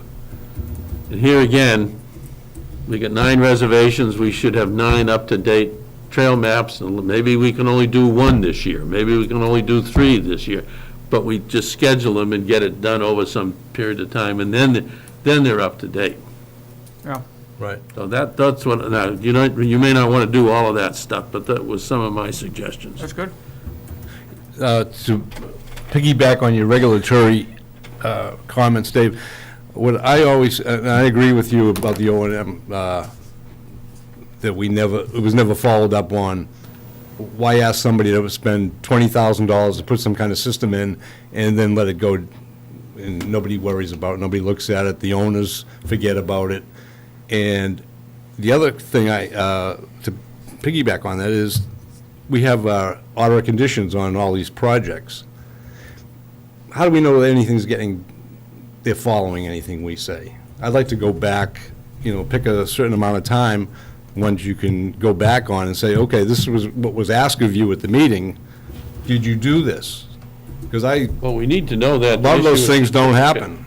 I mean, we've asked Right. people to do things that never get done, so I think you hate to ask people to do something, spend money to do it, and some people will do what they're asked to do, other people won't, and I don't think that's fair to the people who are paying the money to do it correctly. So I think we should hold everybody's feet to the fire. If they're asked to do something, and it's part of our order of conditions, make sure it's done. If it's not done, they come back in and we handle it. But I just don't want it to be something that's, that some people will do, some won't, and, it's just never followed up on. I think we're lax on that. We've been lax It on that. certainly would allow Dave to come before us when he needs a certificate of compliance and be able to say, look, all of those orders and conditions were adhered to in the order of conditions Right, itself. right. And I can't think of anything particular off the top of my head, but I know in the past I've seen things and said, well, that was never followed up on, or that never got done the way we asked, and it's a shame. So I think Dave's a perfect person. He's got a lot of experience in being on a commission and being the agent. I think, the perfect guy to get us kind of in line a little bit and follow up on some of these things, but that's the only thing I really had. And just an aside, for a couple of us, can you make sure that we get paper plans that we can follow? I'm not big on the computer looking at the plans. Sure, yeah. And I just need, You heard him say there were 39 pages. yeah, but people are coming here with a lot more than Have a that. contractor required to bring it. I'm not saying a 24, 36, just Right, whatever they well, have. what I would typically ask for is 11 by 17. Yeah, that's fine. Again, and probably I shouldn't take it upon myself to make No, that's the fine. decision that 39 Yeah. would have been, but in the future I'll know. Yeah, If it's 100, it's I'll- hard for myself to see it on the computer. Okay. I can't see it on the screen, it's hard. And I just like to look at it, when we're discussing it, I can you look at it Sure. as we're going through it. Yeah. And to look at it prior to the meeting, or something, you just, it's make it more difficult, so Understood, no problem. if, O&M reports aren't like required to release a COC, right? I mean, it's just an O&M and that's it. We just It's hope for the it best. goes on and on every I year. suppose technically you could deny a certificate of compliance because that was a condition that wasn't met. But we don't even know if it But we was met don't at know this that, point. right? But I bet you technically you could. Right. Well, certainly something that I write pretty standard in my orders of conditions that require compliance with stormwater, so they require operation and maintenance plans. Right. I will, and I will put it in as a perpetual condition. I will actually cite the O&M plan and say, the O&M plan is incorporated herein by reference to this order of conditions. So that if the O&M plan has regular reporting on maintenance, repairs and/or maintenance, et cetera, then that really is a part of the order of conditions, that part of the O&M plan should be filed, and you're absolutely right, almost no one ever does, and commissions hardly ever. You ever go say- chasing an annual report because he didn't submit it? No, and it's, in some cases, it's more often than that, in many cases, it's requiring, cleaning of, like four bays, Right. detention basin, 4 bays, 2 or 3 times a year. And then, there's often included right in the O&M plan forms that who's ever doing the work fills out and then is supposed to submit to the Conservation Commission. But you're right, it's almost never done, so.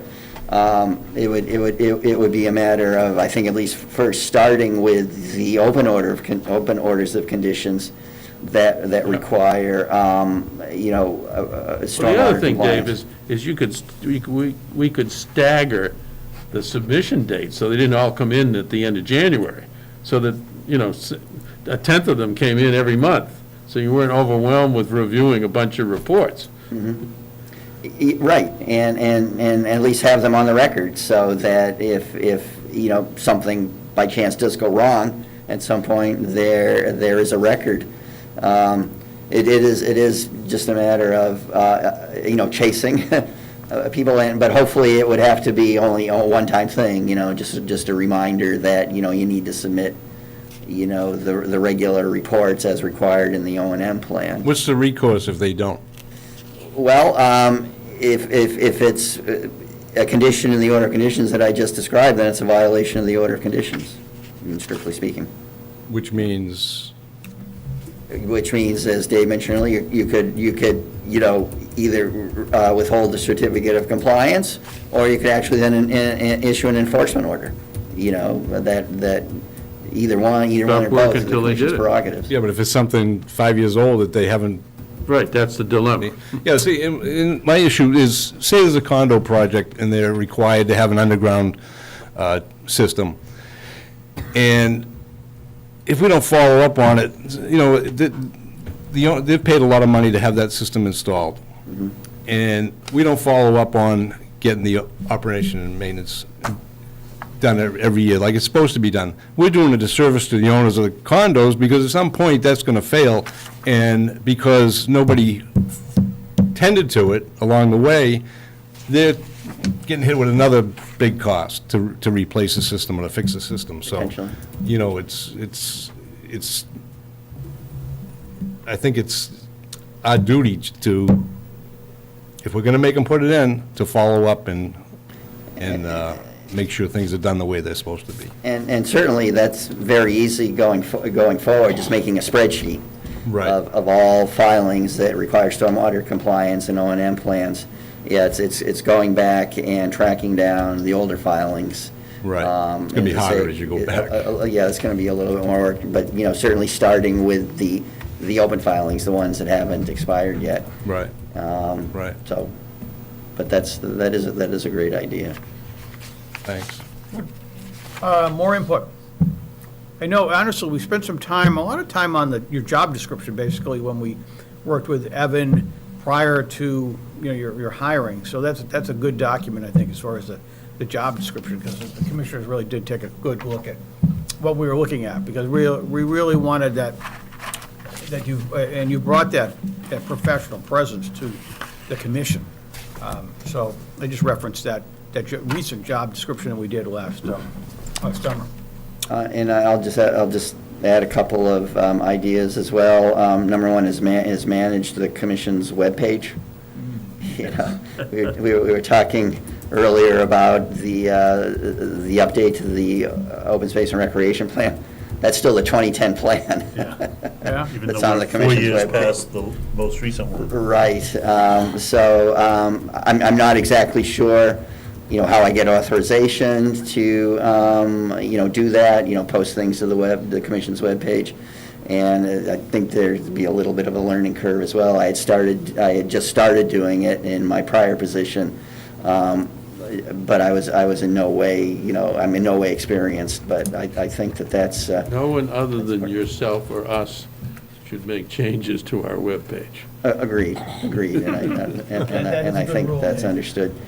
And then just the only other idea was, and David mentioned this already, is the land management plans, at least overseeing them, and I think, and I've discussed this a little bit with Carl already, is maybe starting out with Warren Poll, hiring consultants to, do a more detailed natural resource inventory, draft a land management plan. But then I think the commission should hold public hearings, on management plans to get public input before they're actually finalized. Yeah. Good. Well, good. Well, Yeah, that would especially be good, given that, well, I think we would have to do another open space update in 2 years. Yeah, and my understanding from Evan is that actually final approval was never given to the 2017 update. Okay. So I need to get in touch with. Submitted to the state? Well, I don't know. well, my understanding is that it was submitted to the state for approval, and conditional approval was given, pending, doing some Carl, final. the only change to the 2017 was to update the data. Yeah, No- yeah. Yeah, that's Not the wording. Right, but if we have, land management plans that should be in better shape, then, 2 years from now, assuming that's when the next, well, maybe we're already behind, it's still a good thing to get going now. Oh, agreed. Yeah, I So- don't know why the master plan wasn't 2020 if there was one in 2010. Well, there was, and that must have been a 7-year plan if the next update was 2017.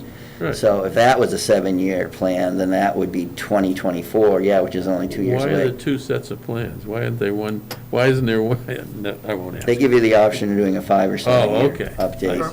So that's also on my list, is to email DCS and ask, the status of that plan, the most recent update. Right, good. Well, Dave, projects like the house on Russell Road, is it possible for you to email us or let us know when you're going to have a site meeting with the people, the contractor on that job, when they start? I'm going to down the have road? several. Right, right. And I can give a quick And update. that's one of the things, if you can send a text out when you're doing, or email out when you're doing Sure. something like that, so if any of us want to go or be a part of that, things like that, it just helps us follow up on something. I think that particular lot, it's something we really need to keep an eye on for everybody's sake, And that's another good example. including the homeowner, because I'll tell you, as a contractor, they'll do a job, a good-sized job. They're not going to look at the order of conditions, they're not going to follow what the details of some of those things, until somebody holds their feet to the fire. Well, no, I assure you they're going to, because. No, I know that particular because one will.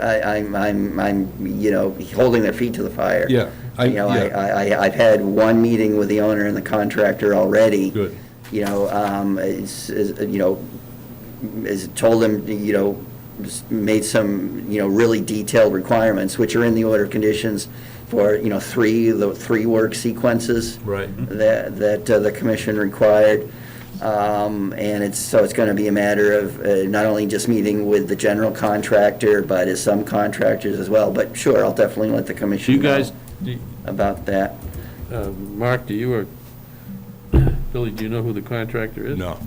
The general contractor now, apparently either he or one of the subcontractors' license is expired, so that's kind of what's delaying things a little bit. But that's actually another good example of an O&M plan. Even though that stormwater compliance was not required because of a single-family house, actually in the plans that they submitted, they did include an operation and maintenance plan. So that's something that definitely, I should have put it in the order of conditions, but it's definitely in my mind to require the regular reporting, the regular maintenance. Right. It's only as good as a contractor doing the job on that particular day. Right. How it gets done. Well, I don't know if the owner's going to hire a contractor or he's going to be doing it himself, but, he's definitely, I'm going to let him know that he needs to do it. Right. Good. And it was on the other side of the lake, this will be my last one. On the other side of the lake, last fall, they put a pretty substantial retaining wall, different levels of retaining wall, grass and different things. They did a nice job. They had a little bit of washout. It really rained one day before the seed took. But all in all, they did a really nice job building the wall. But that's something where it needs to be followed up on as that's done. So Absolutely. I think rather than just us approve something in a meeting and then it goes by the wayside and we don't follow up on it, we need to, even on a project like that, somebody needs to look at it or follow up on it as it's going. So maybe as part of our approval, we ask that they contact you. Maybe you need to be the point person on that, and then you can let us know if there's any issues. But we need to follow up more than we are at this point on when we approve something on even smaller projects. Follow-up is as important as any other aspect of the commission's, work. We may want to have a biannual follow-ups where we go back, through the 6 months prior and kind of do some, Right, follow-up. when on Lovett what's going Lane on. in the spring, Yeah. just to say, have it on a list, a running list of Yeah. open items, and you say, okay, Lovett Lane, boom, that's all set, take that off the list. Maybe you need a running list of Yeah, running list. open items. Exactly, and there just- should be a running list for and then designated follow-up. Take the item projects. off, we can look at it, Absolutely. Items like that have a COC attached to them. Yeah, but the COC, unless But you're that could selling be a years, project, that could go years before forever. they come in for it. And we might want to jump on things like 6 months out or a year out. We maybe, don't, we don't issue a COC unless the applicant asks for it. And that can be years later. Right. They're doing a Or refinancing. never, as we find out. Till the bank asks for There's it. a Yeah, project, right. there's a project on Progress Avenue that we feel Oh, that thing, yeah. things aren't handled properly. That's another thing we go back and look at in a timely manner, if things are getting done the way we ask, or if that's being used, It just made us look. in a way that's hurts the I think wetlands. that's a good point, Billy, You know what I about the mean? follow-up, We're not you know? following up on any of Yeah. this stuff, so Yeah. we come here and ask people to do things, and then we drop it. You know? So, I think we just need to tighten up things a little Follow bit. up, which I think is a great idea, Billy, but we got to be able to enforce it, too. And that's always been a problem we've Yeah, had. there's always Right. been a challenge. Right. But I guess if there's a problem, we got to bring them back in here and have a discussion and, apply pressure. If it's in the order of conditions, you can Yeah. enforce it. Oh, absolutely. If it's not, you can't. You gotta go, because you can, but it's more difficult if it's not in the order. Especially the commercial projects. It's gotta be a you know? violation if it's not in the order. Well, I mean, if there's a violation of order of conditions, I don't think that much discussion is really Right. necessary unless there's some kind of a misunderstanding. I mean, I don't mind making one phone call and reminding somebody, but beyond that, I don't think that there's really much, doubt about it. I'm done. Done, very good. Any more input on goals? I like Dave's. Yeah, I think they were good, yeah. We got good? It's good discussion. Yeah. Do you Not sure how we- want, what I'll do is, let me summarize it in writing and send it around so you can all see it. Sounds good. Good, good, excellent, Because I Dave. kinda rambled. No, you were good. You were very lucid. Well, and I'll plan to give, regular updates on, my research into these back. Dave, are you gonna adopt goals and objectives for yourself, and is Evan gonna give you some that you could share with us when they're, Sure. when they're Yep, available? Yep, I'll be talking with him shortly about this. Good. All right, excellent. All right, the next item on the agenda is a selection of commission member to serve on the master plan implementation I committee. gotta go somewhere right now. All right. Chris Tamula. Well, I was, that thought crossed my, He's never around, though, that's the trouble. that thought That's how crossed you my get mind. appointed for these boards. That crossed my mind too. Let me just tell you, if this is this like a 10-year update? I'm sorry? Is this the commission to do the 10-year plan? Okay. From 10 years ago, 12 years ago, we had about 6 or 8 people on the commission. We held, I believe we used NEMCOG. They participated with us. We held public meetings to get public input, because the idea is to look at what our historical goals and objectives were for open space, and have a debate as to whether we continue them or change them, based on facts and circumstances. So, the open space report from 2010 is probably, including exhibits, 70 pages long. At least, yeah. Half of that's probably, or more, is probably exhibits. And the exhibits are pretty much raw data, which the committee didn't accumulate. Unfortunately, the agent did. I don't know who's going to do it this time. But it spent a lot, just to warn you, we spent a lot of time debating, because effectively, the open space master plan can impact what this town's going to look like over the next 10 years. Do we want to stop acquiring land? Do we want to acquire more land? Do we want to try to curtail development in some form by preserving open space? Do we want to be more aggressive on creating agricultural land? There's a whole host of questions. And you don't get good citizen participation, which should not be a surprise. It doesn't take a lot of actual work. You got to attend meetings, but you're not, somebody else is writing it all up, because fortunately, we have a very good, the format of the 2010 master plan, I think, ended up being pretty good. So I don't think it's going to be a substantial change unless the committee wants to change it. And then it would probably become more work. But boy, you learn where all the open space is in town that you didn't know, that's for sure. What's the commitment here? The commitment was like one night every other week for 6 months, maybe? It depends on how fast it goes. Scheduling public hearings, that was a pain in the neck. But you have to do it. You need to solicit, and you gotta have, you may have 5 people show up, you might have 30 people show up. You gotta have someone, and that's why NEMCOG was good. Someone who can work the crowd and work the conversation, and they put up white boards, white sheets, and they had ideas all, taped up all around the room, and then Facilitator. somebody's got to summarize it, that kind of stuff. Yeah. We've all been exposed to that, except Billy and Mark, so they might be too. I like Tamula. Like That Chris was good. That's Tamula. a stroke of Yeah, genius. I think Well, he well, raised Unless up somebody in volunteers, speeches. I think. They it's gotta want, be one person. person? One person, yeah. Okay, you're on it, Dave, right? I think. Are you de facto on this open space plan? Not that I'm aware of. I'm warning you. That may be on your goals. This is master plan. It's not the master plan, it's the open space master plan. Oh, it's the master plan. It says master. The master plan. That's my This is understanding. all- It is, All right, this is the. Scratch pl- everything you just heard. No, this is the planning board master plan, which. I believe Of so. which open space would be a subset of it. But your role is much more inclusive if you're working with the planning board, because you're talking about zoning and all kinds of stuff like that, which you don't talk about on open space. That one might be more interesting, frankly, Are you volunteering? particularly if you're political. Yeah, I think Chris would like that better. He wanted to be on the planning did. board, right, he might not be. You know, that would really enhance that, opportunity for him.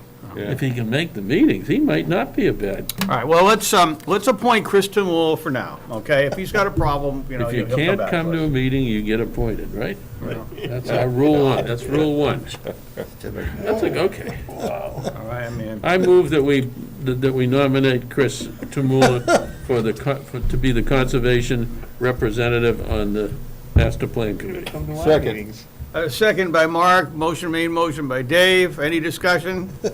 Is there any objection from anyone? I hear no objection. Nothing from No air. objection. All right, all those in favor? Aye. Aye. Any I opposed? can hear None. the echo from air. Oh, he's screaming at his TV at home. No, I mean, we're live on TV, but I don't hear any No, he objection. said he's in air. Yeah.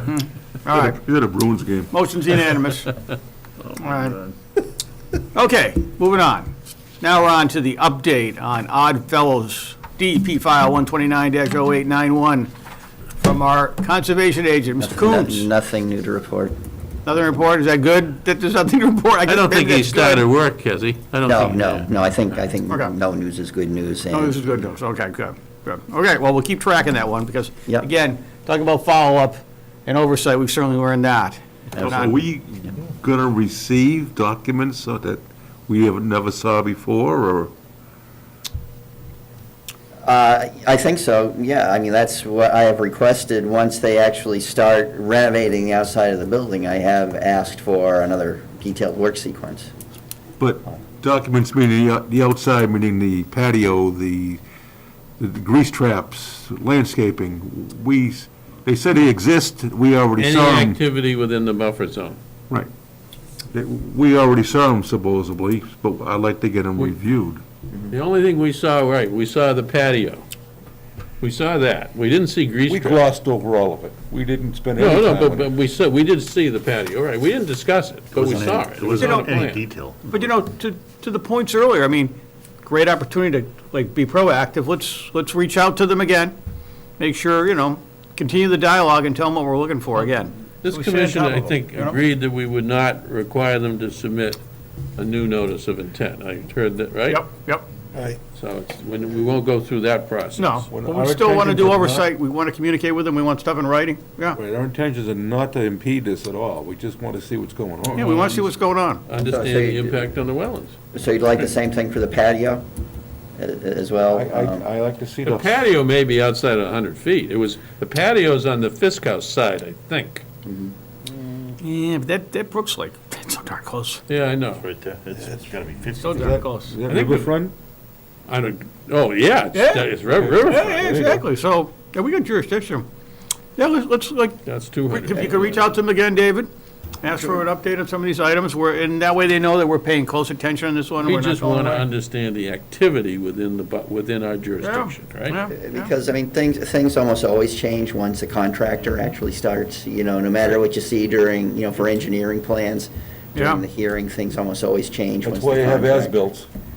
What's that? Yeah, that's why you have Like that. if- Yes, Yeah. right, yeah. Well, that's right. It was the plan, and here's how it ended up. Okay, I will definitely Right. make a note of that concern. All right. Land management, Earl. The only major thing, nothing major actually, because we didn't get there, Dave and I were going to meet with the Water Commission today, and I had a conflict, so it's next week, because we want to understand what their plans are for the part of the article when it was passed was that there would be the possibility of the water district having a pump house on the property somewhere in the future. So we're Yeah. going to have a conversation with them, but. We're not going to ask him for plans, because I don't want to encourage him to do it. But we need to just share with them where they might be able to put a water drawing, so. All right, good. Anything else? And, no, I don't. A couple things.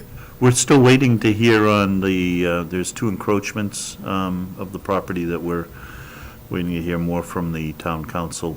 Yeah, Paul Cohen has turned the heat up on council to get those, he wants the easements approved at town meeting this spring. Yeah. So we should be seeing something. And I don't really have anything else. It's been kind of quiet. I've been a little busy with other stuff, so. I go by there pretty much every day because I'm working on a direction. The fellow does a snow plowing there. If that fence goes up as we propose to go, it's gonna put a hardship. Is there any way we can make that easier on the Snow people? plowing for the brown condo house? Yeah. We'll have to talk to him, yeah. Yeah, no, it's a good. You mean the fence we proposed by the back door? Yeah. Right. That's Yeah. because he pushed the snow into the They backyard? push it over to Pole's property. But it's Okay. gonna be on the easement, on the driveway going Yeah. in. Yeah.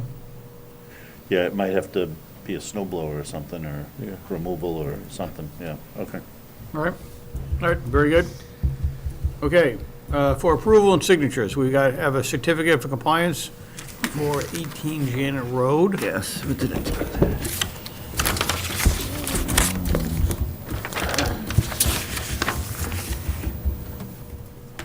that all your stuff?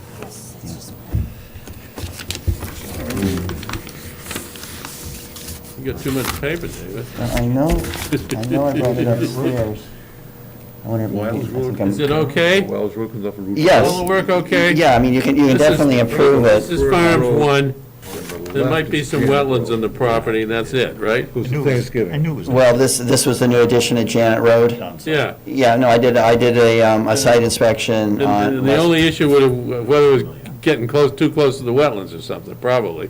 But everything else is fine in that neighborhood. Yeah, I mean, everything is stabilized, it's vegetated, there's Perfect. no, I so. move we issue a by certificate of compliance Dave. on Janet, 17, isn't it?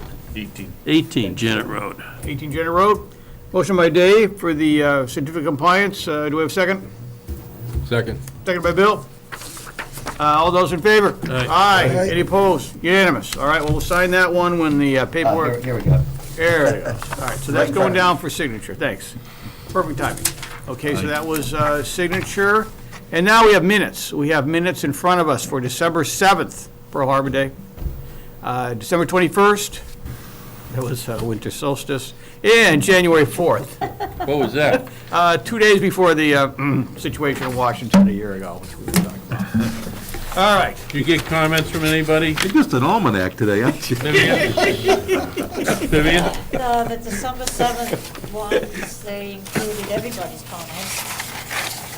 December 21st, that was okay. You had a comment to clarify your position on Lovett Lane, and that was just a comment. I really didn't change what I said. That's that reference that I had given them approval. That's not in there now? Or is it still in there? Well, it's in there that. Guy in the you Porsche. did The not. dapper debonair Okay, person in the fine. Porsche that swung in there. Yes, sounded like double agent 007. But. All right, so so any further questions on the minutes? Great job on the minutes. Incidentally, just as an aside, I hope we can work well with the woman on 1411. She's got Huntington's disease. She's going to struggle a bit, so. Yeah, yeah. They've been very cooperative, Marty's did you reach out to Marty's, or did they? Yeah. Good. Now, good job on that whole situation, David. Yeah, Really. yeah. Good job. Yeah, came out. I wish they were all that easy. Good job on that. She was Appreciate it. very forthcoming in information. She Yep. presented a good Yep. scenario. I move we approve the minutes of December 7th, 21st, and 4th. January 4th. January 4th, rather. Motion by David McLaughlin to approve those 3 minutes, seconded by Bill. All those in favor? Aye. Say aye. Aye. I was Any absent. opposed? Was that? I was absent. And one abstention, because you were absent on the 4th, right? The 7th, 7-2, all right, so abstention for I think. Mark. It says We're here. absent too, I think. Yeah, but I can vote. Sick, I right? can vote. Yeah, okay. It's not, it's a, Yep. it's That's what do fine. you call it? All right, I can vote then, too. Yeah, it's good. administrative. Yeah, it's been deemed administrative. There we go. So you can vote too. Thank you. Well, Mark is not abstaining. Now, reverse that. All in favor? All right, so we got the minutes and, oh, yeah, the update on the fiscal year 2022 budget appropriation, the dollars, and the wetland filing fee. So, I don't know, David, any information at all yet? Yeah, he gave us these. Well, I don't see any things I'm concerned about. Oh, well, wait. Right, Dave? When we get to, first of all, can anybody read these schedules? They're totally unintelligible to me, and I spent my life in accounting, and I can't figure these schedules out, to be honest with you. Well, when you see a minus sign, that's actually Well, a- except they don't put column or headings, but I think the first one is the spending for the Conservation Commission, which I will draw to your attention does not include the wage, the salary for the agent. So this does not tie to our budget, I don't think. Let me look on, Dave. It's got postage, office supplies, reservation management. Incidentally, that $5,000 item is the one that we got for Warren Poll. It's never been that high. We've usually only had like $500 to $700 a year for reservation management. The town manager made that $5,000 primarily because we're getting Warren Poll. The first column is what you've spent. And then the budget is buried underneath the title. And then the right-hand column is what's left to spend. Now, here it is, this is December, so you still got 2-3 quarters to go, right? So that's why that's what it is. What's the fiscal year, June 30th? Yes. Yeah, so that's what this is. But as I said, it doesn't have his salary in here, so this isn't our total budget. Our total budget should include his salary. His salary must be in Evan's budget. Yeah. Maybe this is responsibility accounting, where Evan's responsible for his salary, I don't know. I'll go back and double check that. That might. This one is much more clear. The one that I found was this wetland filing fee report, which is what you asked for, Chris. Yeah. I don't know how to read this one. Available budget says $80,761. Does that mean that's money that we can spend? On administration and enforcement of wetlands. So this comment that half of it goes to the general fund that I've been making for 25 years is incorrect? I don't see any evidence for it. Okay, now, that's fine, I understand. I've never seen us spend $80,000 on anything in conservation. So I don't know It's a how number far, that's- I don't know how far back. I mean, this is an account that, you know. Is this continues year, or past it fiscal could be year. inception today? It could, at 80,000, it could be more than a year for a Oh, I balance. think it's well more than a year. Okay, it- I think we need to find out what's happened to the $80,000. It's still there. I mean, it's still there for the commission's use. That's irresponsible if it's still there, and we didn't know we could use it to do stuff What that can we was do with it, important though? to conservation. What can it be used for? Well, I think the law says it can be used for anything to do with conservation, correct? No, it's anything having to do with administration and enforcement of wetlands, laws, bylaws, Yeah. rules and regulations. So if we want to hire a consultant to give us a peer opinion that we don't require the applicant to pay for, we could use the money for that. Correct. I mean, I think the first thing to do is make the applicant pay for it. You have that Yes, authority. yes, right. But yeah, if, you know, you do have a fallback, you know, on that account as well. Or if administration means that we could defer some of this for your salary, You could, yeah, you but could. we would have to do it by vote. I mean, I don't think we understand how to spend that money. I don't think anybody's ever told us. We had to find out what Not in could. an administrative capacity. Right. what does it take to spend the 80,000? Is just a vote of this commission? I had no That's idea. my understanding. Wow. That's my understanding. Why don't you ask? I mean, I Dave? think the select board has to approve all warrants, Yeah. but. Yeah, I would get, yeah, I mean, I think, yeah, I mean, the more information on this, the better, and also, I'm interested in like what other towns do too. You've got some broad experience with different towns, and stuff, but what are people doing out there in other towns and jurisdictions? Well, the town I just came from, up until recently, half of my annual salary was paid from that account. Yeah, I mean, that makes sense, you know? But right now, 100% of his salary is being paid by the town. It's a town meeting appropriation, it's not being And paid. it's never from- been a problem. So I wouldn't defer some of this to pay his salary, unless all of a sudden they come to me and they come to us and say, look, we're gonna have to cut your wage budget, and you're gonna have to put him, he knows what this means, put him on half-time. Then we might, but we're not gonna do that. If that's it, I'd rather say, use it to hire people to do one-off stuff that we don't have the resources to do. Now, how about the reservation management? Can we use it for that? No. No. It's gotta be regulatory. Right, exactly. But actually, this goes back to, I think, goals that I forgot to mention, is that there is an account, it's called a trust fund, that the commission is allowed by law to establish that can be used for any purpose under Chapter 40, Section 8C. So we could put these fees in that account? No, Oh. no, but in that account, which can actually receive gifts, it can receive Well, donations. that's another thing I want to bring up. There's another 2 or 3 accounts floating around here. There is a conservation contribution account, I don't know what they call it, because I send money to it every year, Yeah, so exactly. I know it exists. I don't know where that money gets spent. I I'll, know whenever we needed money, I'd say to Katie, I know you got it somewhere, go find it.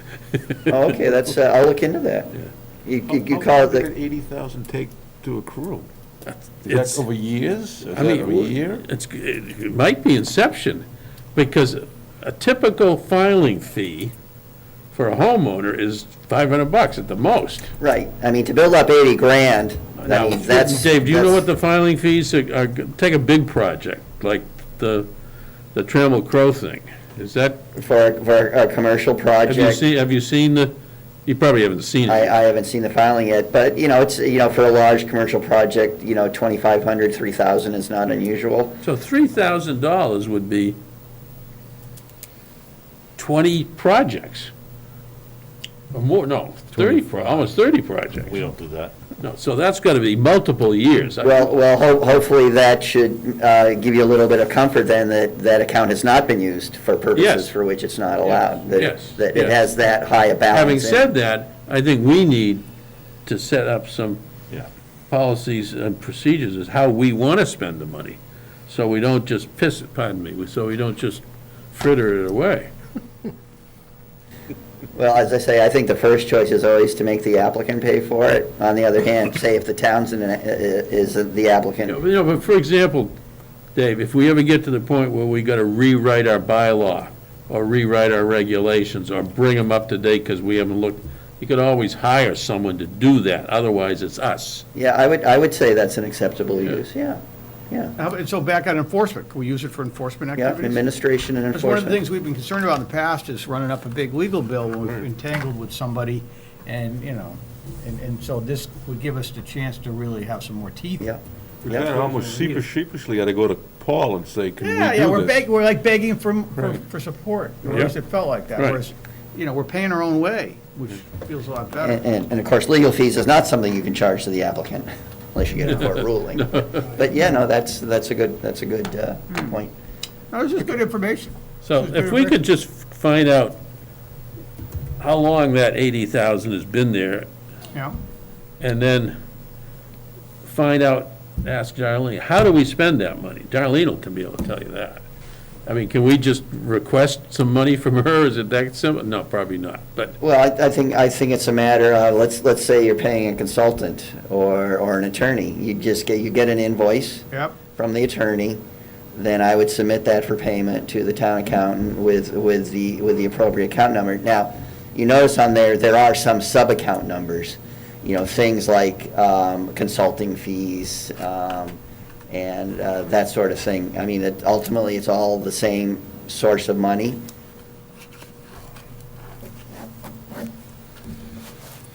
But this is good, this is good, you did some good legwork on this for There are us. absolutely no encumbrances on this account at all, which means back to the time it was created, right? Yep. Or spent, so, okay. And also, so the entire balance is theoretically available. Yep. I mean, obviously, you want to try and conserve it. Where's the right reservation money? Is that No, a different that's a account? separate trust That's fund, another topic. but that's land management too. That, I mean, what Dave's made very clear, we can only spend this on regulatory. Right. Right. But besides this money for There's regulatory. 50 grand in the right reservation. Is there any trust other fund. monies around that, Well, that's what, there's 50 grand in right reservation. There is a contribution account, and I don't know what's in it, and I don't know what happen, if there's a balance in it at the end of the year, I don't know what happens to the balance. Does it get rolled over? I Or does it- suspect so. Or does it get closed out to free cash? Well, not if people Right. provide donations, then it's not going to go away. Just roll out into free cash. It you know what I shouldn't mean? be. This is good. Well, I'm remember, glad I to see it here. thought half of that was going to free cash. Exactly, I was This worried. is set up as an enterprise fund then, basically. Yeah, it must be, yeah.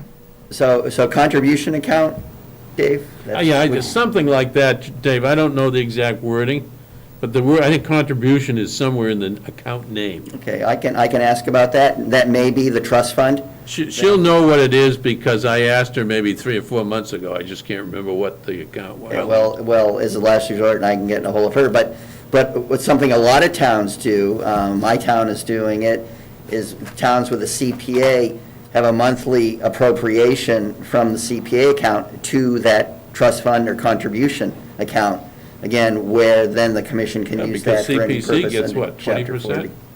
Up to 20, a minimum of 20% from CPC is open space and I think conservation? that's right, yeah. In Boxborough, $10,000 a year is transferred. We should look at doing that. Absolutely. Because if we're not aggressive enough, it'll all go to open space and not to conservation. And I gather it's typical in Chelmsford to have Agricultural 2 Commission, annual yeah. town meetings, one in the spring, one in the fall. Right, Yep. right. So maybe we can work on that for the fall. Nothing to say, John? Well, this is good, David. Excellent. JC's expensive. Good information. I got one quick update. Oh, yeah. Can I just quick update? It came to mind when they were talking about the wood turtles. I have filed with Natural Heritage a rare species report on Blanding's turtle with a guy named Mike Massa. Mike works at the St. Joe's Cemetery off of Riverneck Road.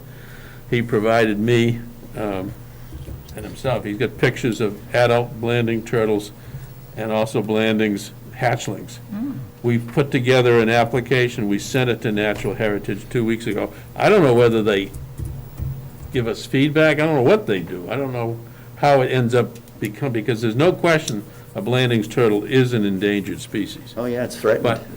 But it's between Canal Street, well, you know where St. John, and it goes down back, the hatchlings were seen down back where the Eastwater District is, down in that area. Oh, where But the it's- racetrack was? Yeah, Yeah, but the adult was seen right smack in the middle of the cemetery on the driveways. So we filed with Natural Heritage. I assume they will verify it and say we're okay, or they'll say, wait a minute, you dumb ninnies, that's not a Blanding's turtle. I don't know, we think it is. Well, I can contact them to see if they received it. Oh, I'm anyway. pretty sure we did it they have an online reporting system, which is what we did. We worked on it together and submitted it. The question is, when will it actually be shown on their maps? Right, I have no idea. And I can get an answer to I that. did talk to somebody there because the damn system was so complicated, I couldn't fill out the forms. Well, good job, Dave. But you might have made it very difficult for someone to develop their property. Well, they're not gonna develop the cemetery. Church owns it. I mean, it's a church-owned cemetery. Yeah, but the habitat, designated habitat is That's going to true, extend much beyond the cemetery. This one is on the other side of the cemetery, it's pretty close to Gorham Street, right? Or Carlisle Street, Carlisle. It's on the other side of Route 3. So it's between Route 3 and... Three, yeah. It's between Route 3 and Carlisle Street, I think, is where St. Joe's It's on is. Canal Place. Yeah, where Canal Street is, and where the East Fire Station is, yeah. UPS. Because we walked that one when they want to expand the cemetery. Right, when they wanted... Yeah, I remember being out I mean, there. the fire department wanted the poor guys to put a sprinkler system in a mausoleum Of stone. of stone. And maybe that's a future idea for some work by Zoo New England that the commission could fund is, some monitoring and further study of this Blandings turtle population. Make a motion to adjourn. Are we all done? We are done. We have a motion before us to adjourn. Do we have a second on that motion? Second. Second. Oh, I want to stay. Second by Carl. I want to stay. You want to All those in favor? Aye, any opposed? Unanimous. This meeting is adjourned. Thank you very much, telemedia.